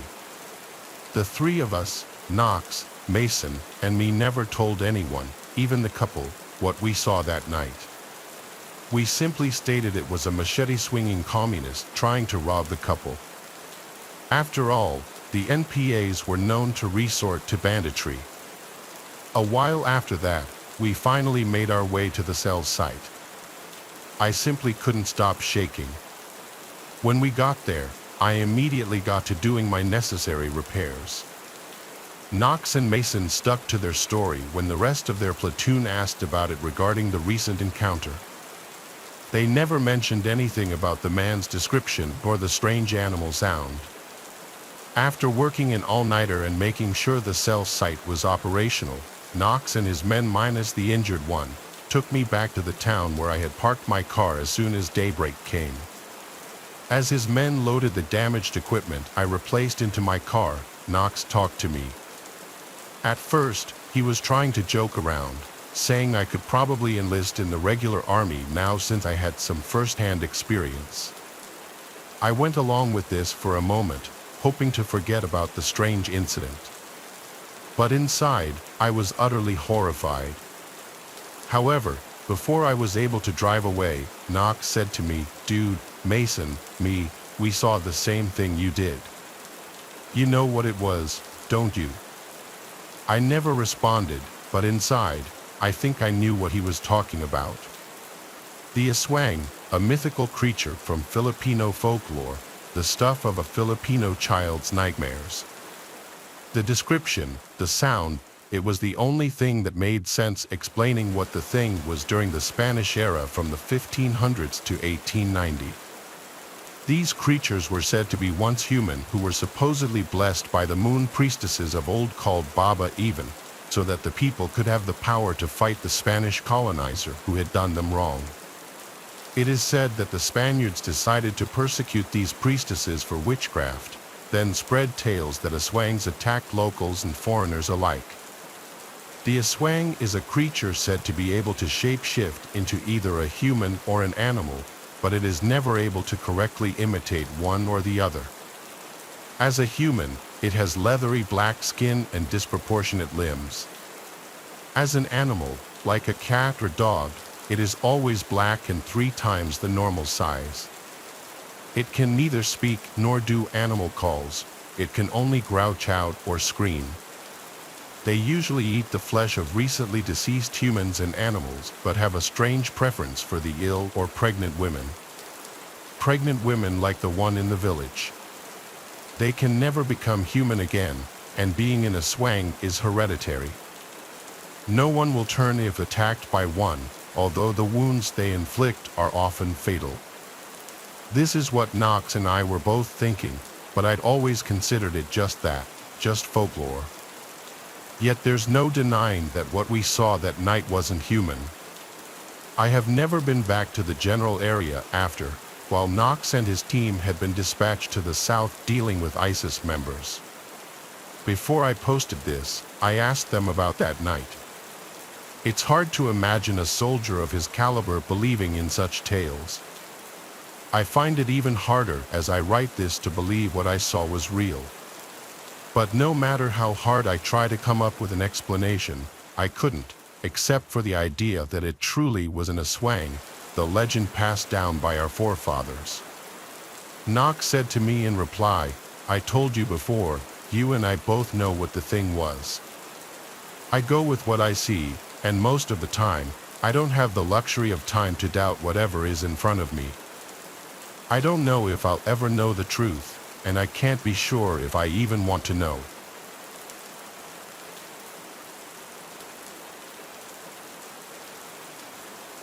I served in the U.S. military, in the Marines, for 7 years, and I've been deployed overseas for 2 tours, each lasting 3 to 4 months, during 2003 and 2004 in Afghanistan.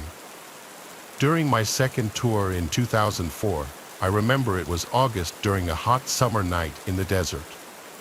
We were heading back to camp and driving in 2 separate jeeps. One of the privates, Mika was his name, leaned over from the back seat and said to me, "Hey sir, can you let off the AC a little bit?" I replied to him, "Private Mika, the AC is on setting 2 out of 5. We're almost to camp, so just hang in there." Another private, by the name of Noah, who was sitting in the passenger seat, said, "Sir, I'm freezing. It feels like we're in Alaska." I replied, "Privates, I don't feel this cold you're talking about." To make my squad happy, I went ahead and turned off the AC in the Jeep, even though I knew it was going to be a hot 4 miles ahead until we got back to base. I looked over to Private Noah and asked, "You feel better?" But I was cut off from completing my sentence when Orion said over the walkie-talkie, "Sarge, confirmed visual of an enemy sniper in the church tower window. I immediately replied, "How sure are you? This place was secured 4 months ago." I grabbed a pair of binoculars and looked into the church tower, and suddenly my stomach began to turn when I saw that the lookout was not lying. I quickly ordered both jeeps to turn behind the building so that the sniper could not see the squad inside his scope. I yelled to Orion from my walkie, "I need you to take a shot, keep it silenced. If there's one in the tower, who knows how many else there are." Several moments passed before Orion took the shot and replied in the walkie, "Sarge, we have a direct hit, the sniper is down." I was relieved because this sort of situation, if left unmanaged, could be deadly for us or a future squad in the region. But then a few moments later, Orion was back on the walkie. "Scratch that, sir. He's back in the window and, sir, he looks like he's laughing." I grabbed my walkie and angrily replied, "So keep shooting, take him down, roger that, sir," and a few more minutes went by when Officer Orion responded, "8 rounds fired, sir. Sniper appears to be down." We proceeded to drive our jeeps down the outskirts of the city, heading cautiously towards the church tower where the sniper had been spotted. We first cleared the buildings around the tower to make sure he wasn't alone, but apparently, he was. We found nothing but broken glass and furniture that was destroyed, and chunks of walls that were on the floor of the buildings. We finally walked toward the church tower. I slowly led the crew up inside the building. The basement level was the chapel, which was empty, nothing but destroyed pews and a knocked-over podium by the stage. I had 3/4 of the guys stay on the bottom level, and the rest went up with me to confirm Orion's kill. But as we ascended the stairwell, it felt insanely cold, and it only grew colder the further up we got. Did this church have functioning air conditioning? How in the world was it this cold in here? I was wondering as I began to reach the top. A sudden stench hit my nose and made my stomach sink, the smell of rot and decay. I poked my head around the corner slowly, weapon drawn and pointed out. I wanted to turn around so bad, but I knew that I had to complete my task. That room was clear, but I needed to head upwards. The body had to be found. When I reached the attic, I didn't find a body, but I did find broken glass from the window where the shots had come through. I spoke in the walkie-talkie and said that it could not be confirmed, thinking that the guy had escaped or he had been in a group and they had already left the proximity. Orion soon spoke up through the walkie and said, "You've got to be kidding me, sir." I saw him go down on the 3rd shot. I was startled to see something written on the wall. In Arabic, the text was dark red, and to be honest with you, at first, I thought it was blood. I had to remind myself that this wasn't some horror film. I'd seen that lettering before, and I was more than sure what it said, home. My nerves were trembling at this point. I couldn't take it anymore and ran downstairs. After reporting this to my commanding officer, he hated the sound of it. He said that he didn't want us to come back until the soldier was captured or executed. I said, "Sir, yes sir," and we stayed all night looking for him. I did not mention what I saw upstairs to anyone in my squad because I didn't want to scare them. I was already a bit spooked, but even after another squad joined us as backup, we never found a trace of the sniper we'd seen. Long after the failure to locate this sniper, we never had to go back to that church or town, for that matter, and I was extremely thankful for that. But that doesn't mean it didn't stay in my head for a long time. We saw someone in that attic. We shot him around 8 times. We felt that chilling cold. It was impossible for it to be that cold out there. And the red word on the wall that said home, was it this ghost sniper's plea of what he wanted, or was it a warning for us to get away? I'll never know for sure.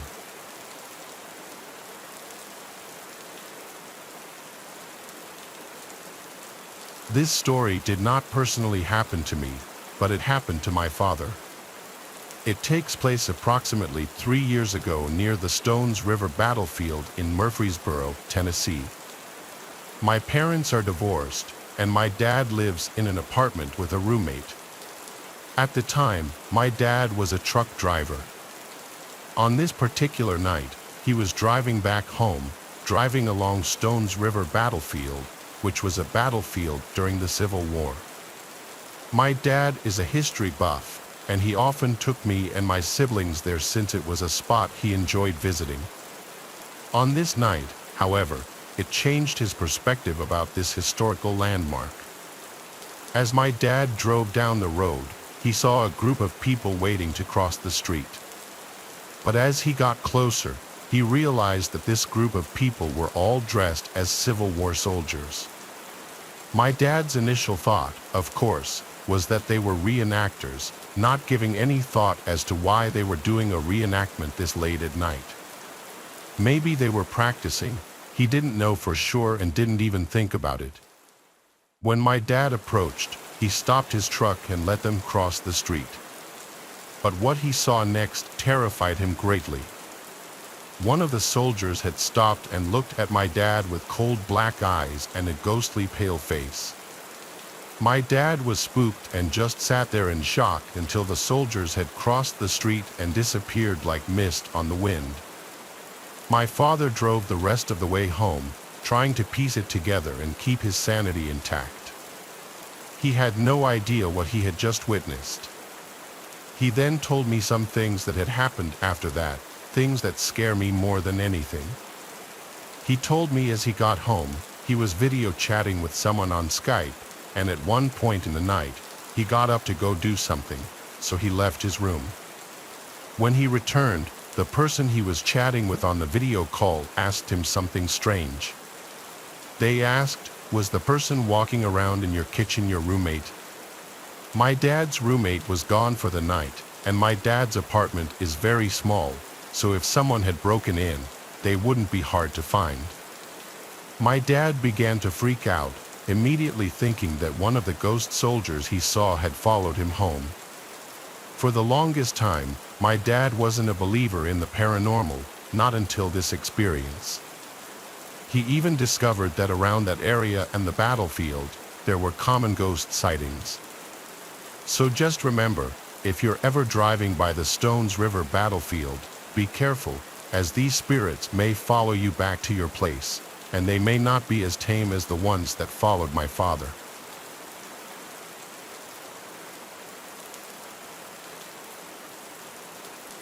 It was a Memorial Day weekend, so my friend group rented a lakefront house for the weekend 3 hours away from home.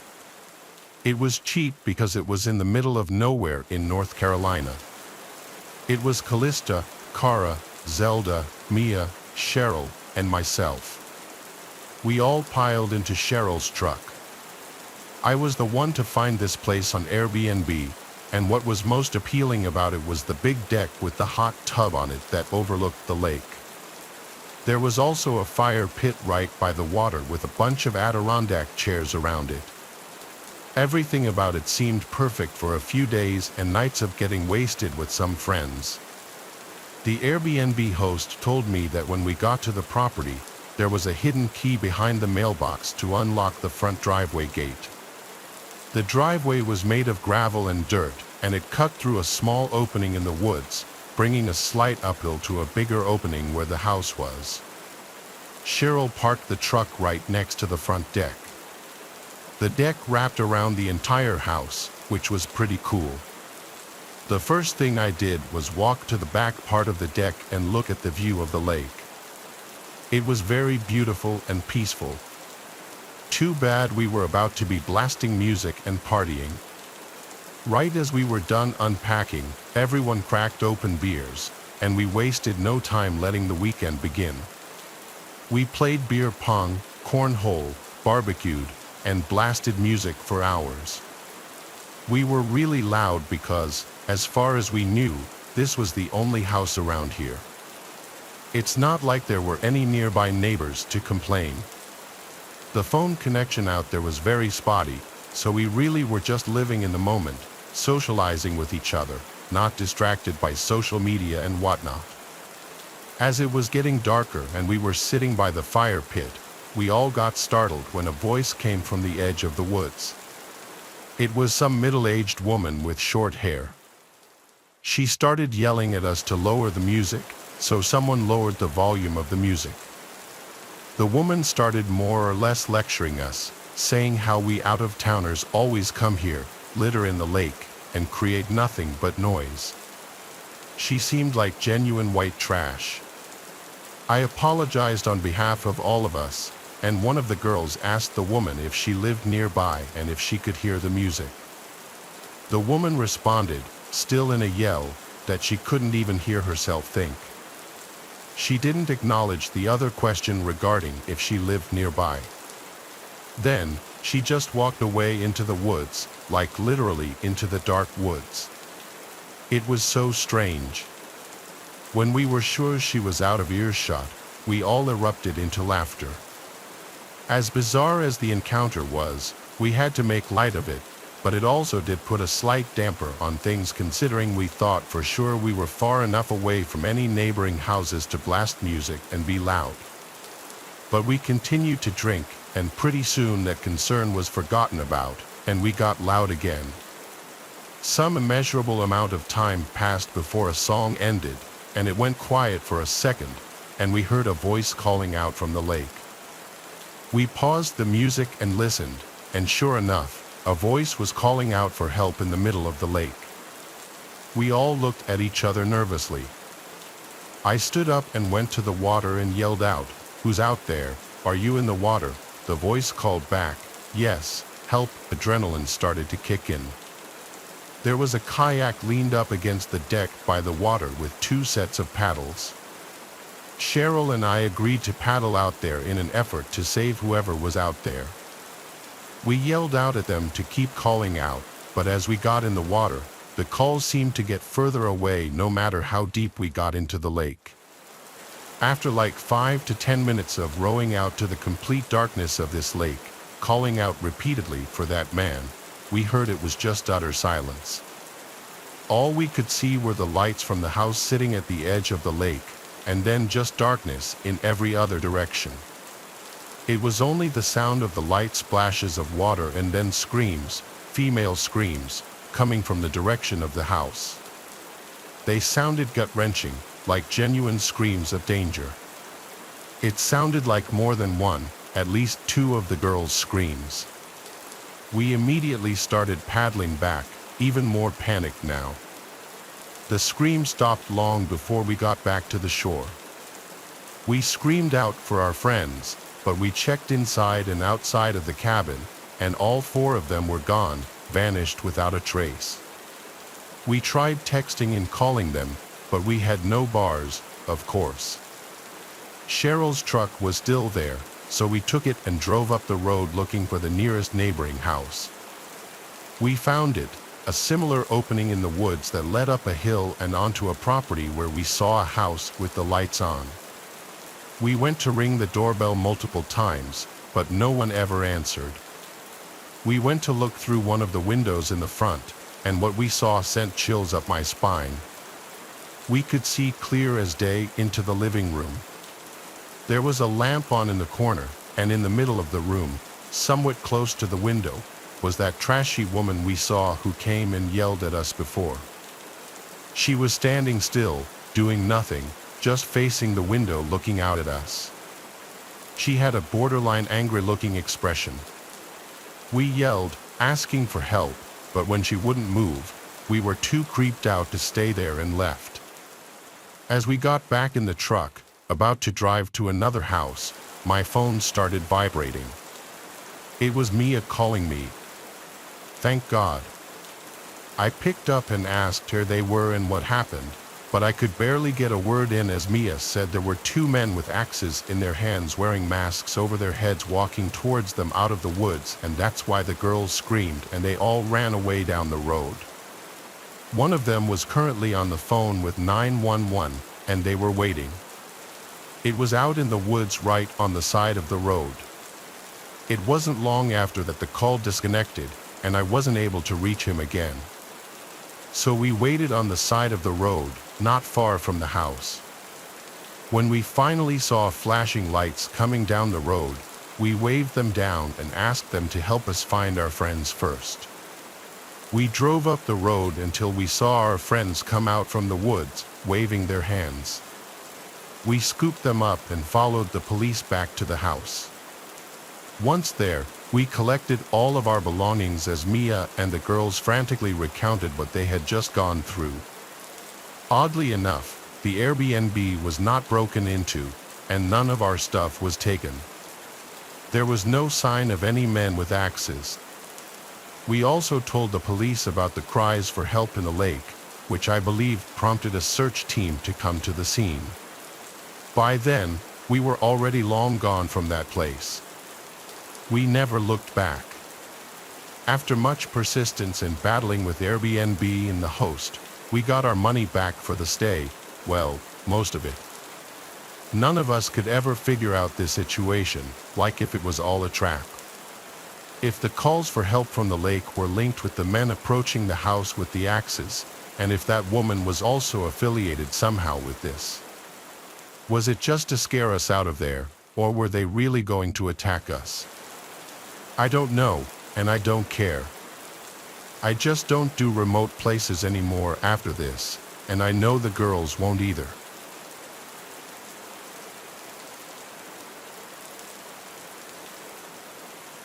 It was Memorial Day weekend of 2021. The world was recovering from COVID, and everyone was looking to celebrate. That included my friends and me. Our friend George has a really nice big boat. Well, his dad has a big nice boat, but George gets to use it. The lucky bastard was born into a lot of money. We do reap some benefits from being friends with him, though.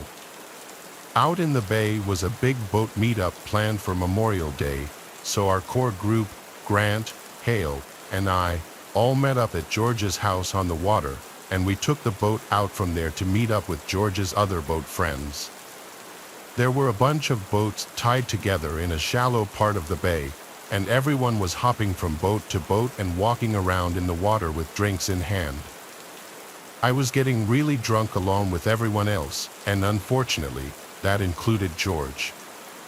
No one really realized until it was too late that he had way too much to drink and was not okay to drive the boat back home. I told him to sleep it off in the cabin, so he went down to sleep. It started to get dark after so many hours of drinking and mingling with other boat people, and one by one, the other boats left.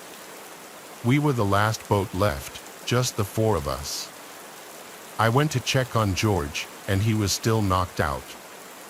We had to stall for hours with each other until he finally woke up.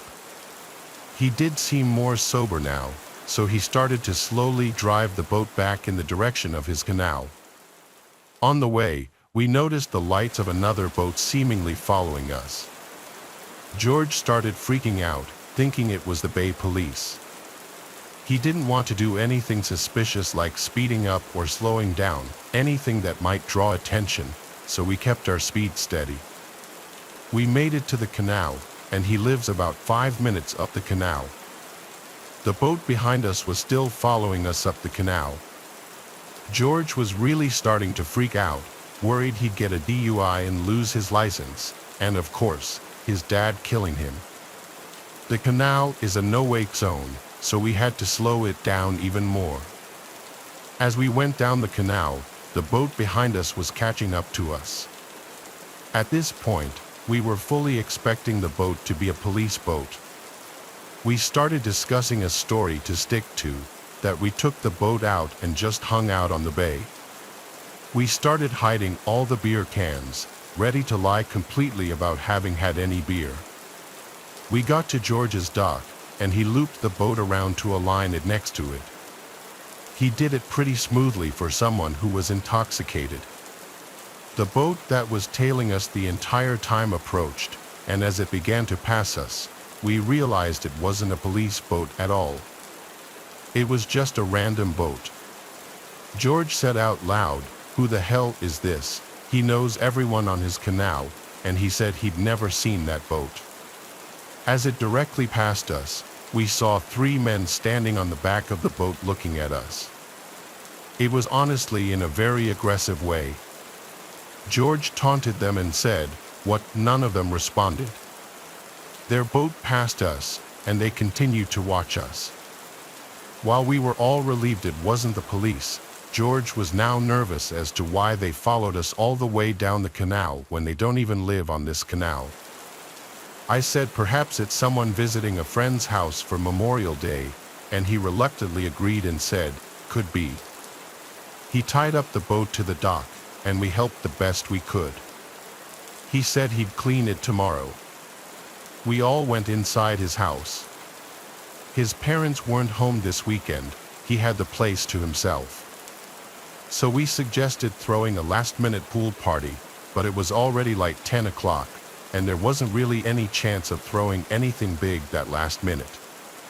So the 4 of us went back outside to just hang by the pool, continuing to drink, with all of us planning on crashing at George's place for the night. That boat passed by the house again within maybe 10 minutes, and that's when we really got suspicious. The men on the boat again stared at us, and this time George said nothing. The night became a daze. At some point after this, my memory gets really foggy, as I guess I blacked out. The next thing I remember is waking up with extreme cotton mouth in the middle of the night. At first, I thought the unbearable thirst I was feeling was what caused me to suddenly wake up, but I was very wrong. I looked around the room and saw Grant and Hale on the couch as well, sleeping. I went to the kitchen to drink some water from the faucet like a water fountain, that's how thirsty I was.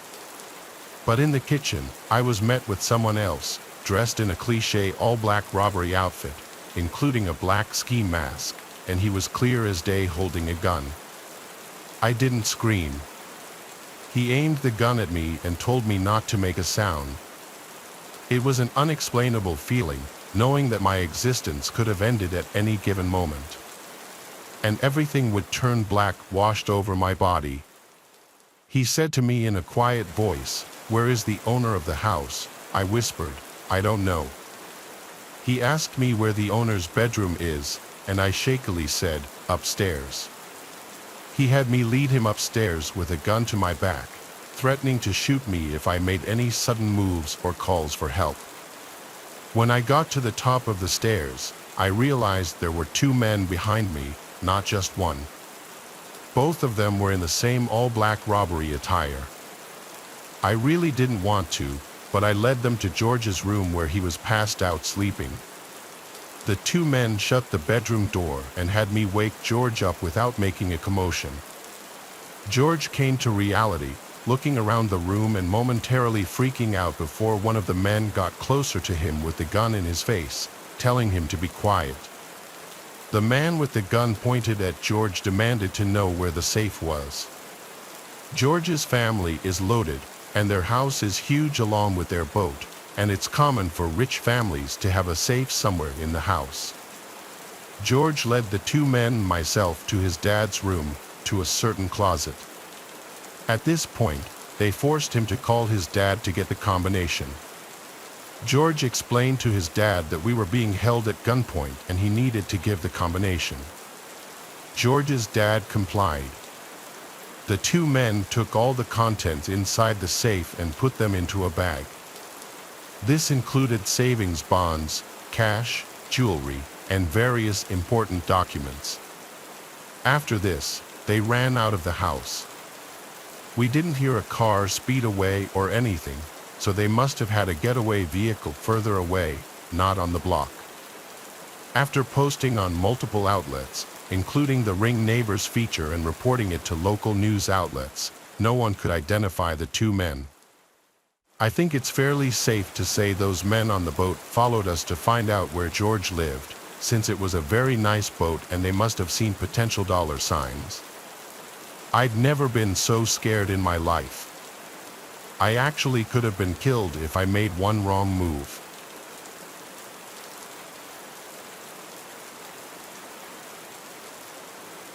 It was around noon on Memorial Day of 2017. My car was in the shop for a few days, so to the outside world, it would seem that no one was home. I was sitting in the living room watching television when I noticed a shadow being cast from the window behind me. I thought nothing of it as the window faces the street, and our front lawn is not very big. To me, it seemed like someone was just walking down the road, no big deal. Almost simultaneously, however, someone passed by the window to the carport heading to our side door. I went to check it out, and before I got to the door, he knocked. When I answered the door, I saw him in a white duct-taped motorized scooter, now under our carport. He told me he had been walking down the road pushing his scooter and he was wondering if he could rest for a moment. It was a hot day, and I could tell he had been walking. I decided to give him a break and let him sit under my carport for a minute. I even gave him a mellow yellow from the fridge, thinking if he had a cool drink, he would leave as soon as he was finished. I returned to my living room. Then there was another knock, but this time on the front door.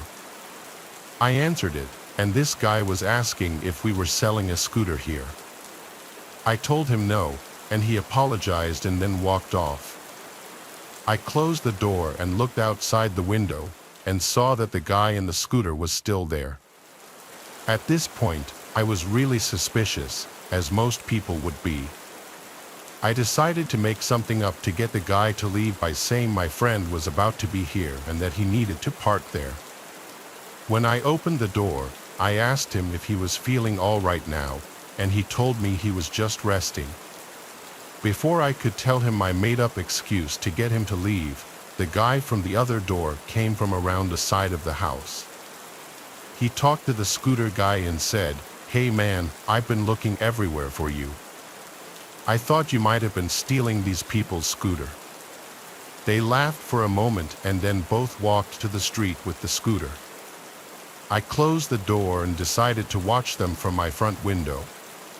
They both loaded the scooter in the back of a big red truck parked in the street that was not there when I talked to the front door guy. The driver was staring at the window I was looking out of, and after they got in, they took off. I called the police, and an officer came over almost immediately. I live a block from a police department. When I told the cop about what happened, he told me they had similar reports of a guy with a scooter casing houses, probably thinking that no one was home for the holiday. He told me that I probably scared them off since I was home. Still, though, I'm very lucky that they weren't violent. Every Memorial Day, I think about what happened.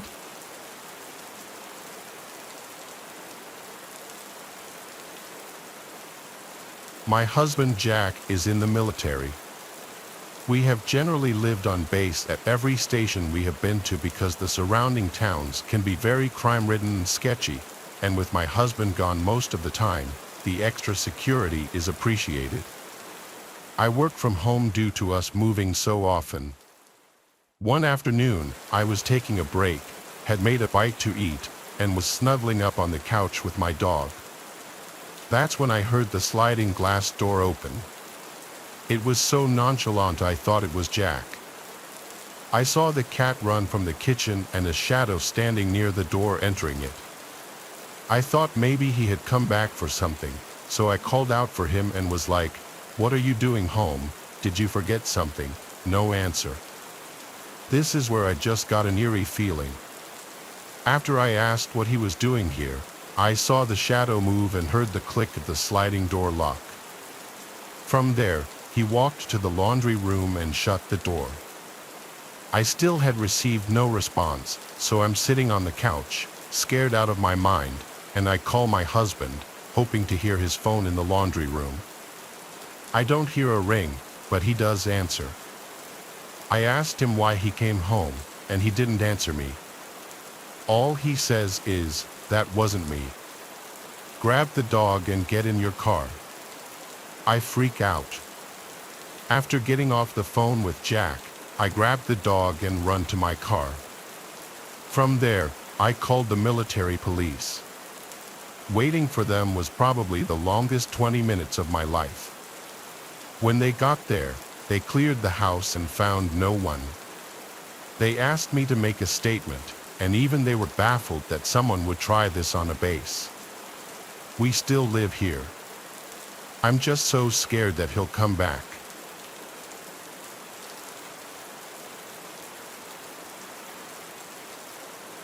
I first heard this story when I was in college.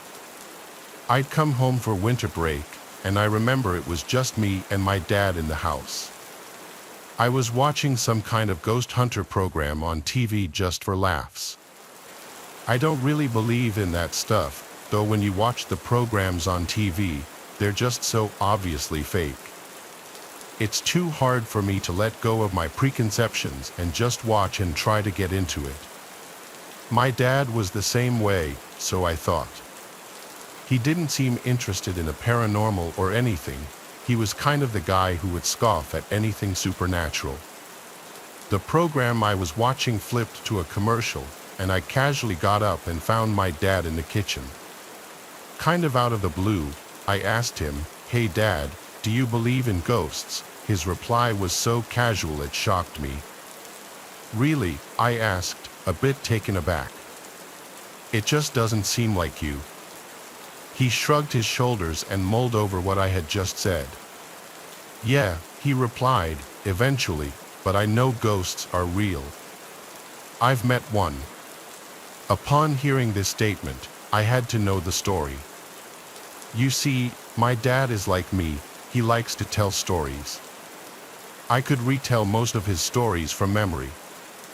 Just because he would tell them so frequently to anyone who would listen, yet here was a story I had never heard of. An event that changed my dad's life. To this day, I don't even know if I believe it or not, but when someone who is so influential on your life, someone who seems so logical and so down to earth, tells you something like this, he calls into question what you believe and why.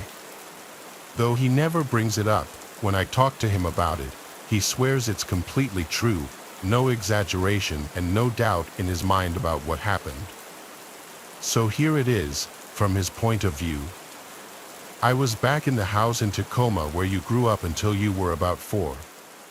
My parents still lived in the house, but I was going to college. I was back visiting them for a weekend. I was just over at Tacoma Community College, so it wasn't far away. I came back often to visit and get a home-cooked meal. I remember that I was sitting down for dinner with my parents, just the 3 of us. It was in the late spring, early summer season, so it hadn't really gotten dark yet. We were talking like normal when the phone rang in the kitchen. My mom got up and answered the phone, leaving my dad and me in the other room together alone. After a short while, she called my dad into the kitchen as well. "Leo, can you come here for a moment?" I remember that she seemed worried, her voice was kind of shaking a bit. My dad wiped his face, got up, and joined my mom in the kitchen. They weren't in there for long, but they were talking quietly, and it felt strange. After a few moments, they finally came out of the kitchen. They had their coats on now. "Something's come up, and we have to go out for a bit," my mom said. "There's dessert in the fridge. Help yourself. Don't worry about the dishes, I'll wash them when we get back." My dad said nothing, but I could tell from his face that it was serious. My mom looked genuinely worried. They were out that door in a flash, and I was left to finish my dinner at the table. I cleared the table and washed my plate despite my mom's instructions, and I went into the main room to read. I sat down on the sofa, opened one of my school books, and began to relax. Hours went by, and my parents still hadn't come back. It was now around 11 o'clock, and I was just about to get ready for bed. I walked up the stairs, making my way to the bathroom when I heard a strange noise. I paused and listened for a while. It was the ceiling. The ceiling was making a slow, drawn-out whining noise. The wood was creaking gently. It wasn't an unusual sound, but there was an unusual rhythm to it that made me uncomfortable and curious. After listening for a while, I pulled down the steps to the attic and listened a bit more. I could hear the sound more clearly now, along with a metallic creaking noise. I gathered up my courage and decided to investigate. I climbed the steps. Now, I have to say, I wasn't scared. I didn't have an uneasy feeling, actually, to the contrary. I felt quite comfortable. Even though it was dark and eerie, the energy in the room wasn't foreign. It almost felt warm and inviting. As I looked around the attic, it quickly became obvious where the sound was coming from. Among the boxes and various other storage was an old rocking chair that belonged to my grandmother. It was one of many possessions that she had left with us at the house. She was in a nearby home for the elderly and couldn't fit much of her belongings in her room. The rocking chair was gently rocking back and forth, causing the floorboards to creak beneath it. Next to the chair, an old birdcage was displaying similar behavior. The cage door was gently swinging open and closed, making a quiet metallic creak. I figured there was a draft, and knowing that the sounds would keep me up all night if I didn't put an end to it, I set out in search of the source. I combed the corners of the room, but try as I might, I couldn't find the source of the draft, nor could I feel it myself. There were no windows, and there wasn't much ventilation. It wasn't even windy outside, it was a calm evening. Furthermore, the chair was heavy, as was the birdcage. Yet, there were other things nearby that weren't disturbed, stacks of paper and the like. After a while, I gave up and looked back to the chair. It was still gently rocking. I walked over to it and rested my hand on the armrest. The chair stopped rocking. Still, I couldn't feel any kind of draft. I lifted my hand, and the chair was calm and quiet. But as I turned away, I heard the creaking again. I turned back, and the chair was still rocking. It was really strange, but as I had said before, I wasn't really that creeped out yet. I shrugged it off and walked over to the birdcage. The door was still swinging open and closed. The cage had once housed a parrot belonging to my grandmother, but it had been empty for some time. I latched the cage shut, figuring I could at least stop this one sound. I made for the steps, but just as I was about halfway down, I heard the metallic creaking again. I looked behind me, and the cage door was back to swinging open, unlatched, right alongside the chair, which continued rocking as before. Something had caused it to unlatch. I was sure that I had latched it properly. In any other circumstance, I would have been scared out of my mind, but for whatever reason, I wasn't. I just didn't feel uneasy. A rocking chair and a birdcage aren't really the harbingers of doom anyway. I descended from the attic with a last glance at the strange behavior and went about my bedtime routine. The creaking continued for a while, and I couldn't sleep for it. I went back upstairs and made another attempt to find the source. I went back downstairs to where I couldn't hear the noise, and I continued reading. It was a little after midnight when I heard my parents pull into the driveway. They came in and found me reading, and they sat down with me. My mom was crying. They explained to me that they had spent the evening at the hospital where my grandmother had just passed away. That's the story as my dad tells it. He believes to this day that before she left this world, his grandmother came home to pay him one last visit. At the time of this story, I brushed it off, but it sends chills down my spine whenever I think about it.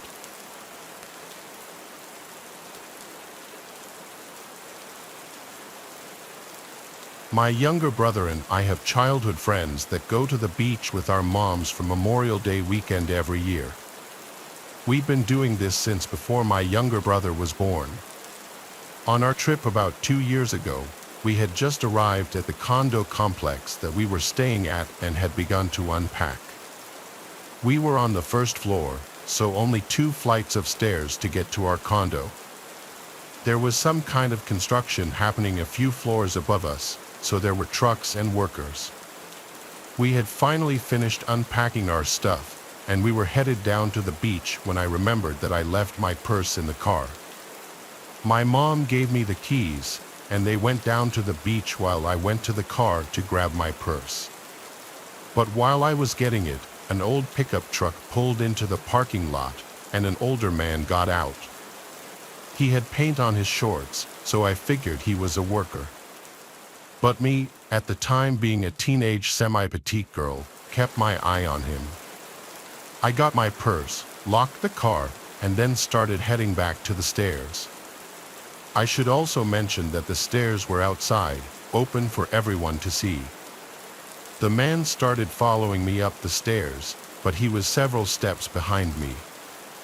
I figured he was headed up to the construction area, so I gave him the benefit of the doubt. Nevertheless, I started walking faster, and when I glanced behind me, the man was only 2 steps behind. This is when I really started to panic. I only had car keys and a purse on me, and I didn't know the layout of the condo yet. Where was the knife block? Was the door to the beach open? I finally reached the door to the condo, ran inside, and tried to close it behind me. The man was at the door and was trying to force it open as I was trying to force it closed. I finally just tried to run for it, hoping the sliding door to the balcony and beach was open. Luckily, my mom and my friend were still inside because they forgot to bring sunscreen down. I ran behind them, and the man just stood in the doorway. "Can we help you?" my mom asked. The man awkwardly smiled and mumbled something about looking for supplies and abruptly closed the door.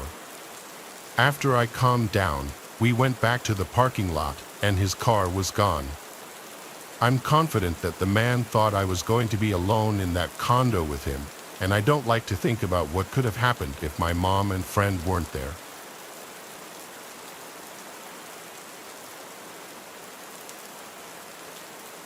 My dad has been an MTA Transit subway station manager for 35 years. With this job, there has to be a manager on duty at all times, so he's practically done every single possible shift throughout his career. That means he's done his fair share of night shifts. Most trains were completely empty throughout the night. He said it was the only nice part about doing the night shift.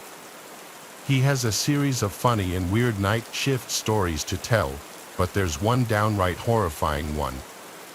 My dad had just boarded the train to move to his office at another station. He was alone when he got on, which was at about 2 o'clock in the morning. At the next station, someone boarded. My dad describes him as a white, tall, and skinny man wearing a heavy jacket and beanie. He shot my dad a quick glance before sitting in the farthest corner away from him.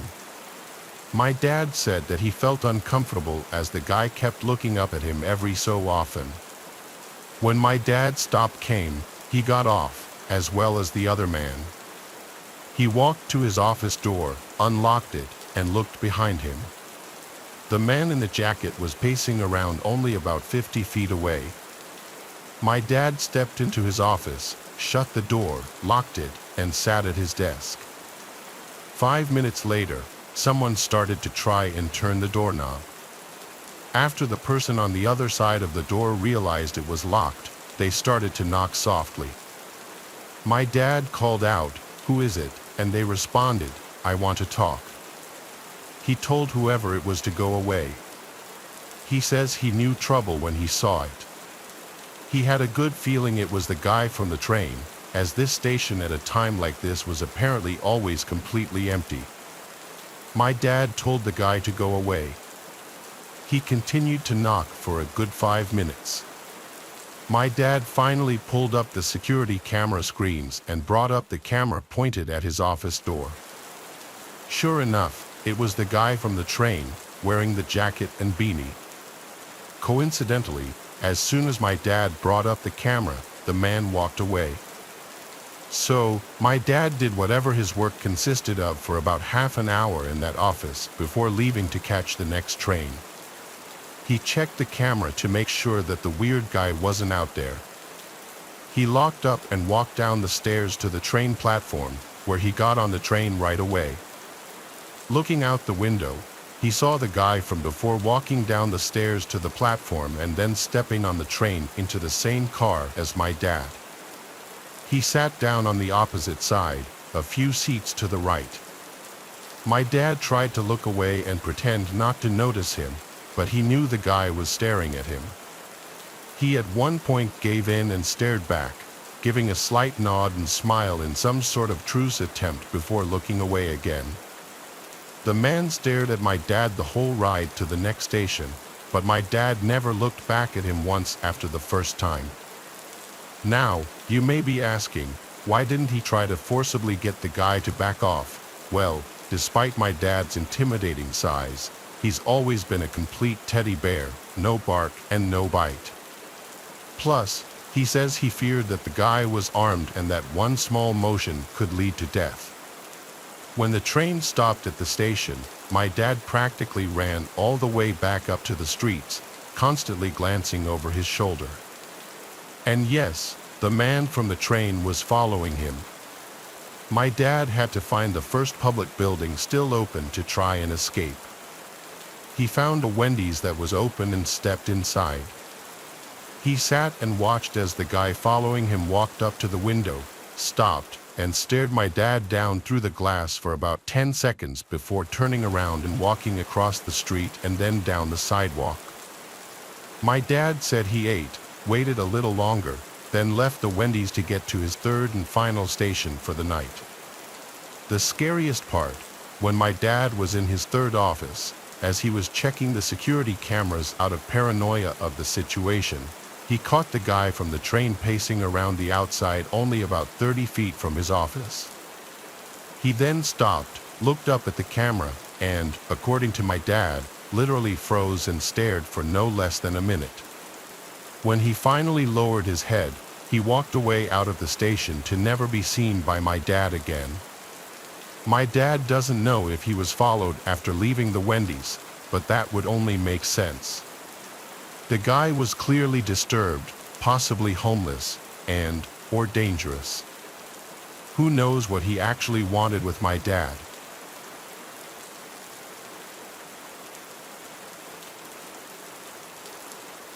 Me and my 3 friends were in New York around Christmas time. We didn't finally decide to leave until about maybe 2 o'clock in the morning. We got on the first train that we could catch, and as expected, it was empty. We were pretty sobered up by then. Then there was a sudden commotion in the next car over.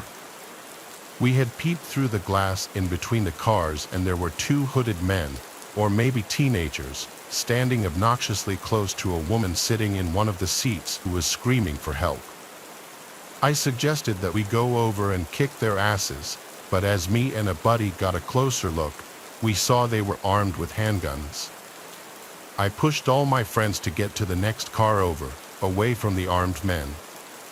I took a look back and saw one of the men pointing at us before starting to follow. We ran through at least 3 different cars with the men following us before the train finally stopped at the next station. We all booked it through the old station to the nearest place we could hide. I got separated from my friends, so I went to hide behind a garbage can.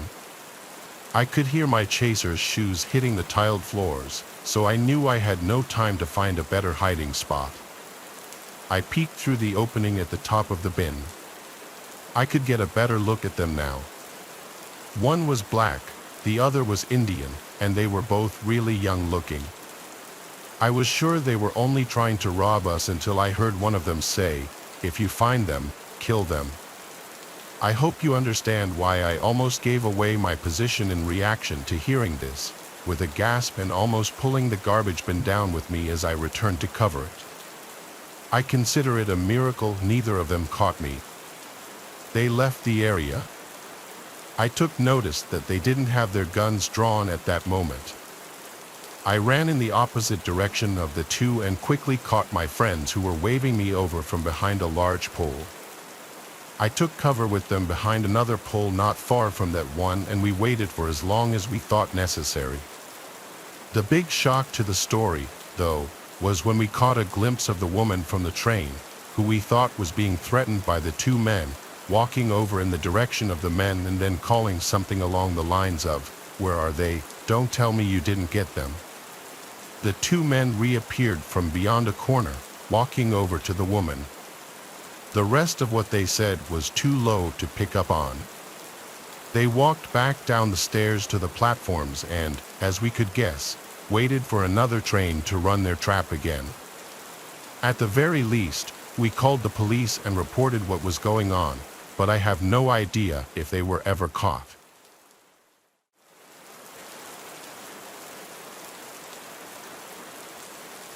My name is Valor. I'm 24 years old, and this was the most horrifying experience of my life. I live and work in New York City, but I don't have a car, so my main mode of transportation is the subway. It was a Saturday night. I was on my way home from a party in the middle of the night.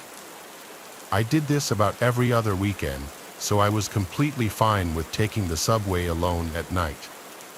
Walking down the steps, entering the underground without a soul in sight, it was always a bit chilling. This Pacific station was very tightly spaced. As I was walking, I could almost feel as if I were being watched or followed, along with the occasional echoing bang-type sound emitting from an unknown location. I was early for the train, so I sat on a bench and waited.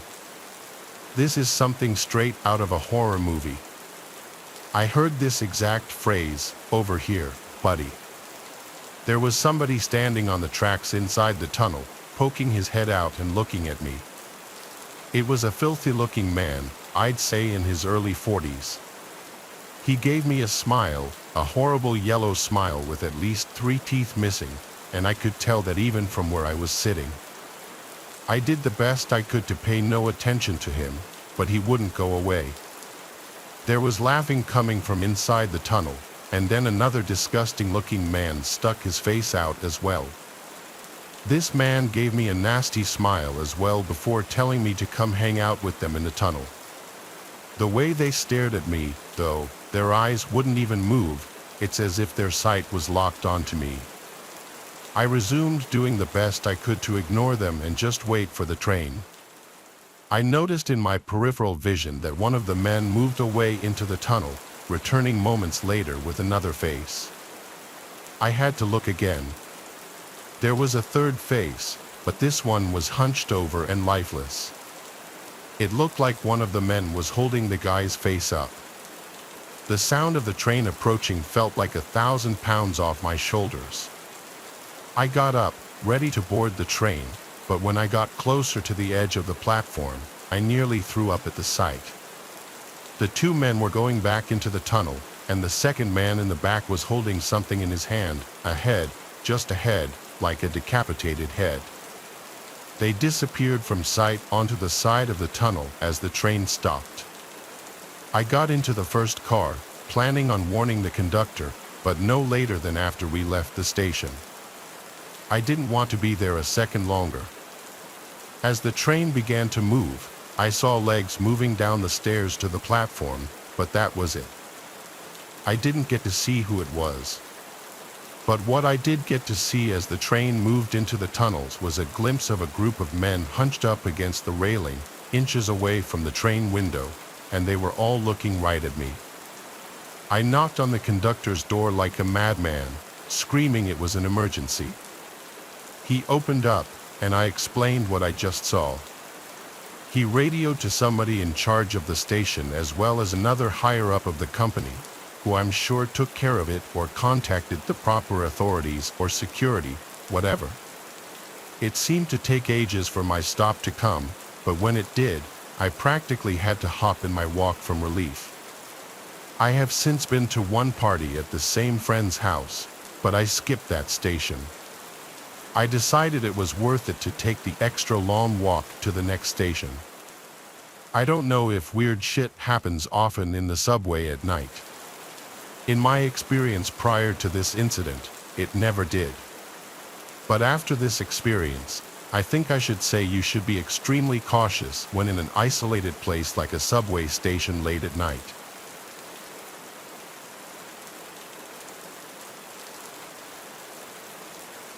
This is narrated from the perspective of a female. This happened a few years ago in Rome, Italy. I was walking alone along the street that leads to the train station. It was around 2 p.m. on a working day, so almost practically no one was around.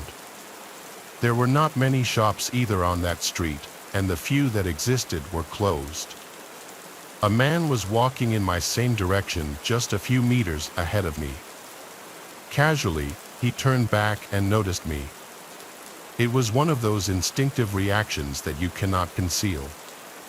His face said it all. He was roughly 6 foot tall and well built, not exactly the body structure you would like to see such a face on. His eyes openly said, "I've been to jail and I'm highly likely to go back again." He went along his way ahead of me and then turned again a couple more times, slowing down his pace. In a few moments, the situation was reversed. I was walking in front of him now. I didn't turn around. It was useless. I knew he was following me. I didn't hurry up. I just pretended I didn't notice him.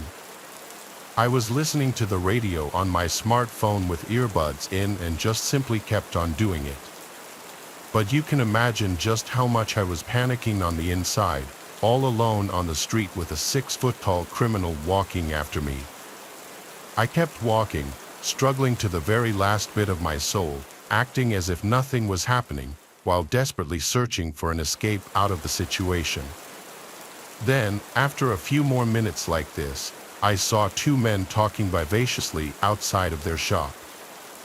I seized the occasion and stopped right after them, pretending to scroll up and down on my phone. With the tail of my eye, though, I kept glancing beyond the 2 men, and I was right because after a few moments I saw him stretching his neck trying to spot me. He saw I had stopped and he was leaning against the wall near the 2 other men. He then turned back and went away. I'm pretty sure that I must have had a guardian angel that day who sent those 2 men and placed them at the right time and right place. Nothing else happened, but only because I was extremely lucky. To all the ladies out there, never take for granted that you're safe just because you're in broad daylight. And never give in to fear.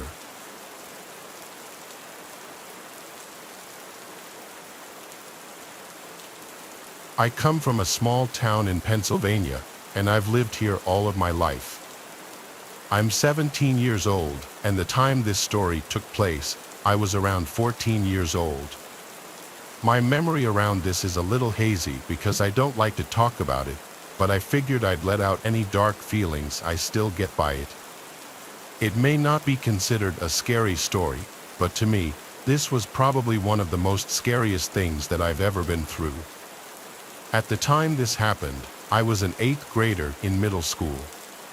During the time, my mom worked at Panera Bread, and she had to work very early in the morning, so me and my sister would usually take the bus to school while my dad and my little brother, who was around 4 years old at the time, would stay home. This will be important later. It was like any other ordinary day. Me and my sister would get ready and leave at around 7:20 a.m. to walk to our bus stop. We lived in an apartment complex, and we would have to walk the 3 minutes to the front of the apartment because that's where the bus would pick us up. A little background information: me and my sister would meet up with our friends at the bus stop since we lived in the same apartment complex, and we would wait until the bus showed up. I would stay at the back with my friend, while my sister and her friend would be towards the front, 5 feet from the stop. So, like our usual routine, I had met up with my friend, Reed, and my sister would meet up with her friend, who I'll call Lelia. We waited for the bus to show up.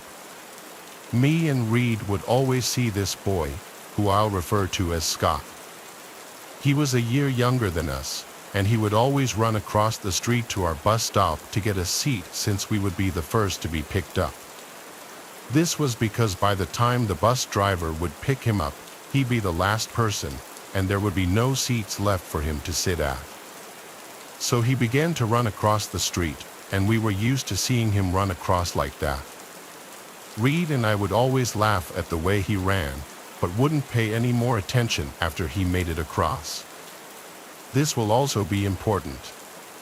So, as we're waiting for the bus to arrive, me and my friend were talking, and there would be 5 other kids waiting for the bus at the front of the apartments as well. And like always, we see Scott across the street, waiting for the bus to arrive. A few minutes go by, and we see the yellow bus coming towards our stop. So everyone on our side begins to gather their belongings, and we begin to form a line as the bus gets closer. It begins to blink its lights, and the stop sign starts to come out at the side, as a sign for the other cars to stop. And for just a second, I begin to see Scott running across. I don't give it 2 thoughts since this was normal, and I began to hear the screeching noise coming from the opposite side of the road. It was like everything was going in slow motion during those couple of seconds, and I remember hearing the screeching noise become louder and louder. As I'm picking up my head to see what the noise was, I heard a big thump noise, and what I saw next will forever remain in my mind until this day. I hear a big thump noise, and I then see Scott flying in the air. I then see Scott hitting the ground so hard, and the noise was so loud as he then made an impact to the street. I remember hearing my friend Reed then scream at the top of her lungs, and I then quickly looked at the car, and I saw the driver inside. I remember seeing the bus driver quickly taking out his walkie-talkie attached to his radio as he was then saying all these codes into it. I then see Scott running around the bus and towards where our bus stop was, and he then had his arms wrapped around his stomach, and he was bleeding all around his head. He also had these cuts on his face, and he was crying wildly. During that moment, I was so horrified that I froze, and I was so scared to say anything. The driver then came out of the car and began to panic, then saying to Scott, "Oh my God, man, I'm so sorry. I never even saw you." I was looking down for 1 second, and then it just happened. But Scott was in so much pain, then he didn't even pay attention to him. Then this kid in my sister's grade ran up to him, then sang, "Hey, man, do you need an ambulance?" Scott was just crying, then shaking his head yes. The boy then took out his phone and called 911, telling the operator everything that happened. The driver then fell to the ground, took a cell phone out, and began to call someone. He then put it on speaker, and once the person picked up and said hello, he'd been sad, "Mom," to the kid, "so sorry." And he then began to break down in tears, and he just kept repeating that same line over and over again. The driver's mother had tried to calm him down, and then the driver just said, "Please forgive me, please. And even my car, it's a friend's car." Scott just stayed on the ground, lying there, as everyone watched him. The next thing I remember was that Scott always had his mother and brother take him to the bus stop, and they would always make sure he got on, but on this day, they never went with him to the bus stop. I then began to check on my sister, making sure she was okay. Her and her friends seemed a little shaken up, but they were okay. Reed's mom and sister were running up to us, and I remember hugging them. At that moment, I felt so alone and horrified. I began to cry hysterically, and my sister was just trying to comfort me. Something that I always regret was never telling my parents right away about what happened. I didn't want to wake and worry my dad, and I didn't want to get my mom in trouble for leaving early. I knew that she suffered from anxiety, so I didn't want to give her a panic attack, which she would get every once in a while. So, my sister and I just decided to wait there. I remember calling my friend, who I'll call Kara. I remember that her and her mom worked at the school next to ours, and I began to tell her everything that happened. I began to break down. They quickly alerted the front desk, and she calmed me down, telling me everything was going to be okay. I know some of you might be thinking, how was I able to call my friend but not my parents?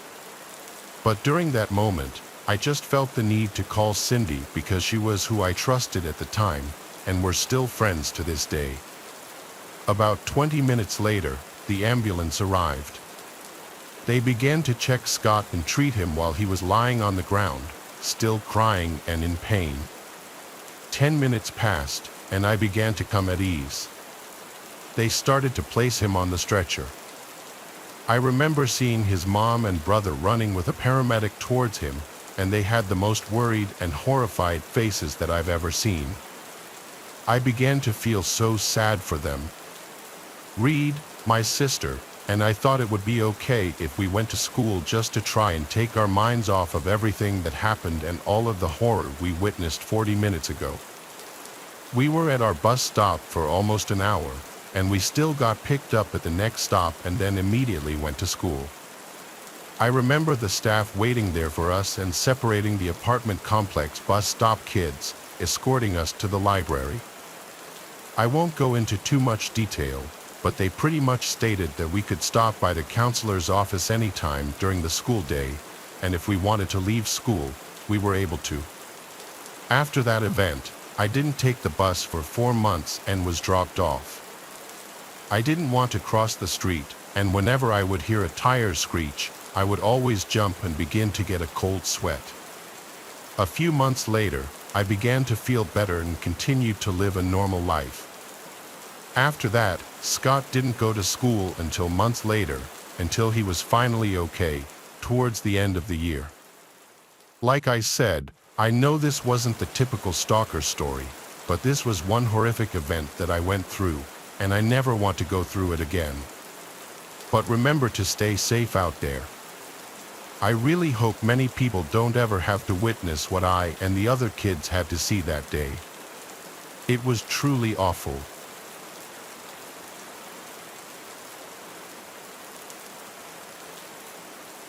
New York City trains are pretty crazy. I've been groped and harassed, and I've seen things that I don't ever want to see again. My best friend and I were neighbors living in Upper Manhattan. It was summertime, and it was pretty late. It was around 8:30-ish, and we wanted to go to the west side to get some milkshakes because we always liked to go out late for little adventures. Of course, my parents didn't want us to go out late, but we kept pushing it, and we ended up going. In order to get to where we wanted to go, we had to take the subway. As we're coming back, it was already 9:30-ish, so we expected to get back home around 10. The train arrived, and my best friend and I hopped in. The train car was empty, so we sat on the chairs with 2 seats. As we arrived at the next stop, a man came into the same car. We didn't think anything of it until the man sat right across from us. Keep in mind, the train car was nearly empty, and he could have picked literally any other seat but decided to sit across from us. Of course, my friend and I thought that was weird, so we texted each other saying we were going to move to the next car when we got to the next stop. As we were heading to the next stop, we quickly ran out of the train and ran to a different car. We just kind of laughed it off until our smiles slowly turned into worried faces when we saw the same man coming into the new car we had just moved to. Obviously, my friend and I felt completely uncomfortable. We moved all the way down to the opposite end of the car, and the man did the same exact thing. Keep in mind, the man himself didn't look creepy. He looked pretty average, which honestly made me really surprised. But my friend and I quickly moved to the next car once we got to the next stop. We were pretty scared because we were only 15 years old, and we were females on a subway. Train going back home alone around 10 o'clock. I don't really remember how we lost the man, but luckily we did. We quickly ran back home after we got off our stop, also making sure we weren't being followed. We didn't tell our parents because we knew they wouldn't let us out again, so we just kept it to ourselves. Nothing crazy like this ever happened again to us, but now we know to be more careful taking the subway home. For anyone that comes to New York and takes the subway, please be careful because you really never know who's gonna follow you.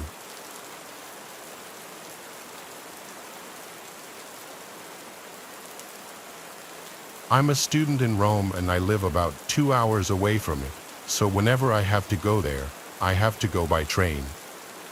I do have my driver's license, but I prefer the train because I can study on the way there. Plus, in Italy, it's quite common for students to move by train to reach the cities where we study. So, this one day in question, I was waiting at the train station in Roma Tiburtina with my boyfriend for my train to come. This is one of those times where I would get on the train by myself because he had an extra lesson the following day, so he was just keeping me company. We both noticed a weird guy with a bike acting strange, like he was drunk or something, but we didn't pay much attention because the station is often full of drunk homeless people roaming around.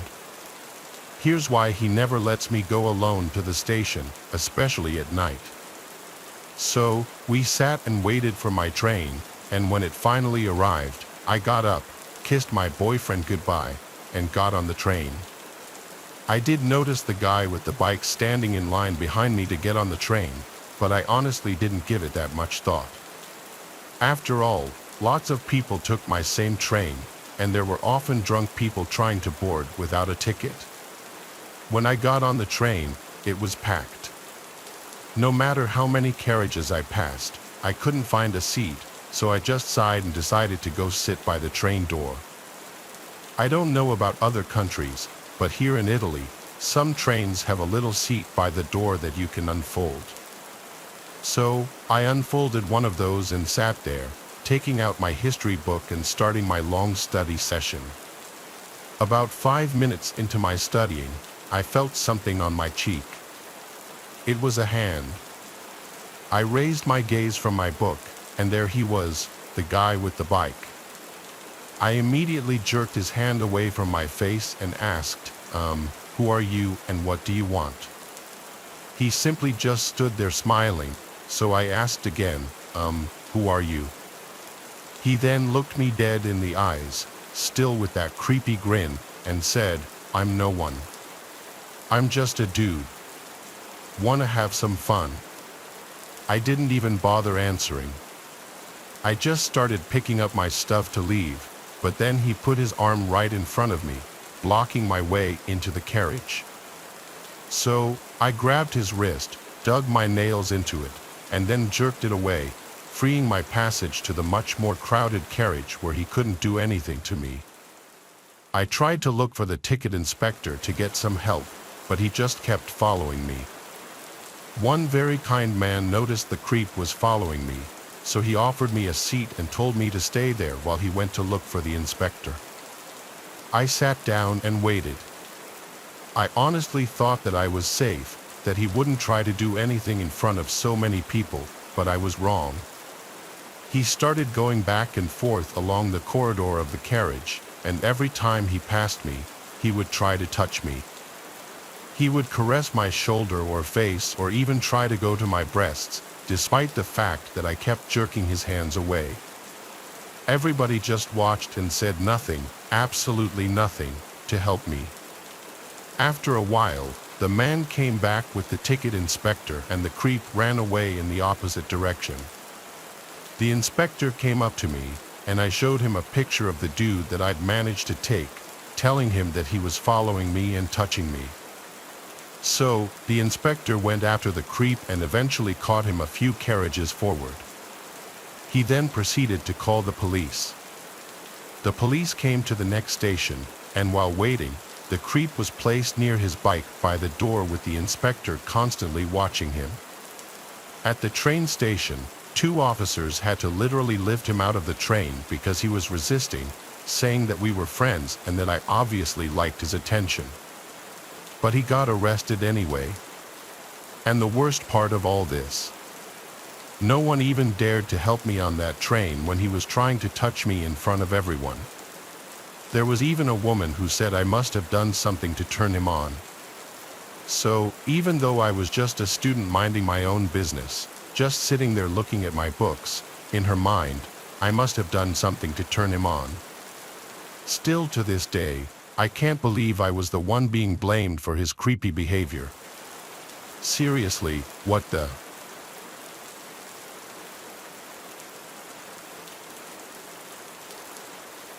My wife and I take yearly vacations to different places. It's our way of taking a break from regular everyday life as well as getting to spend some quality time together.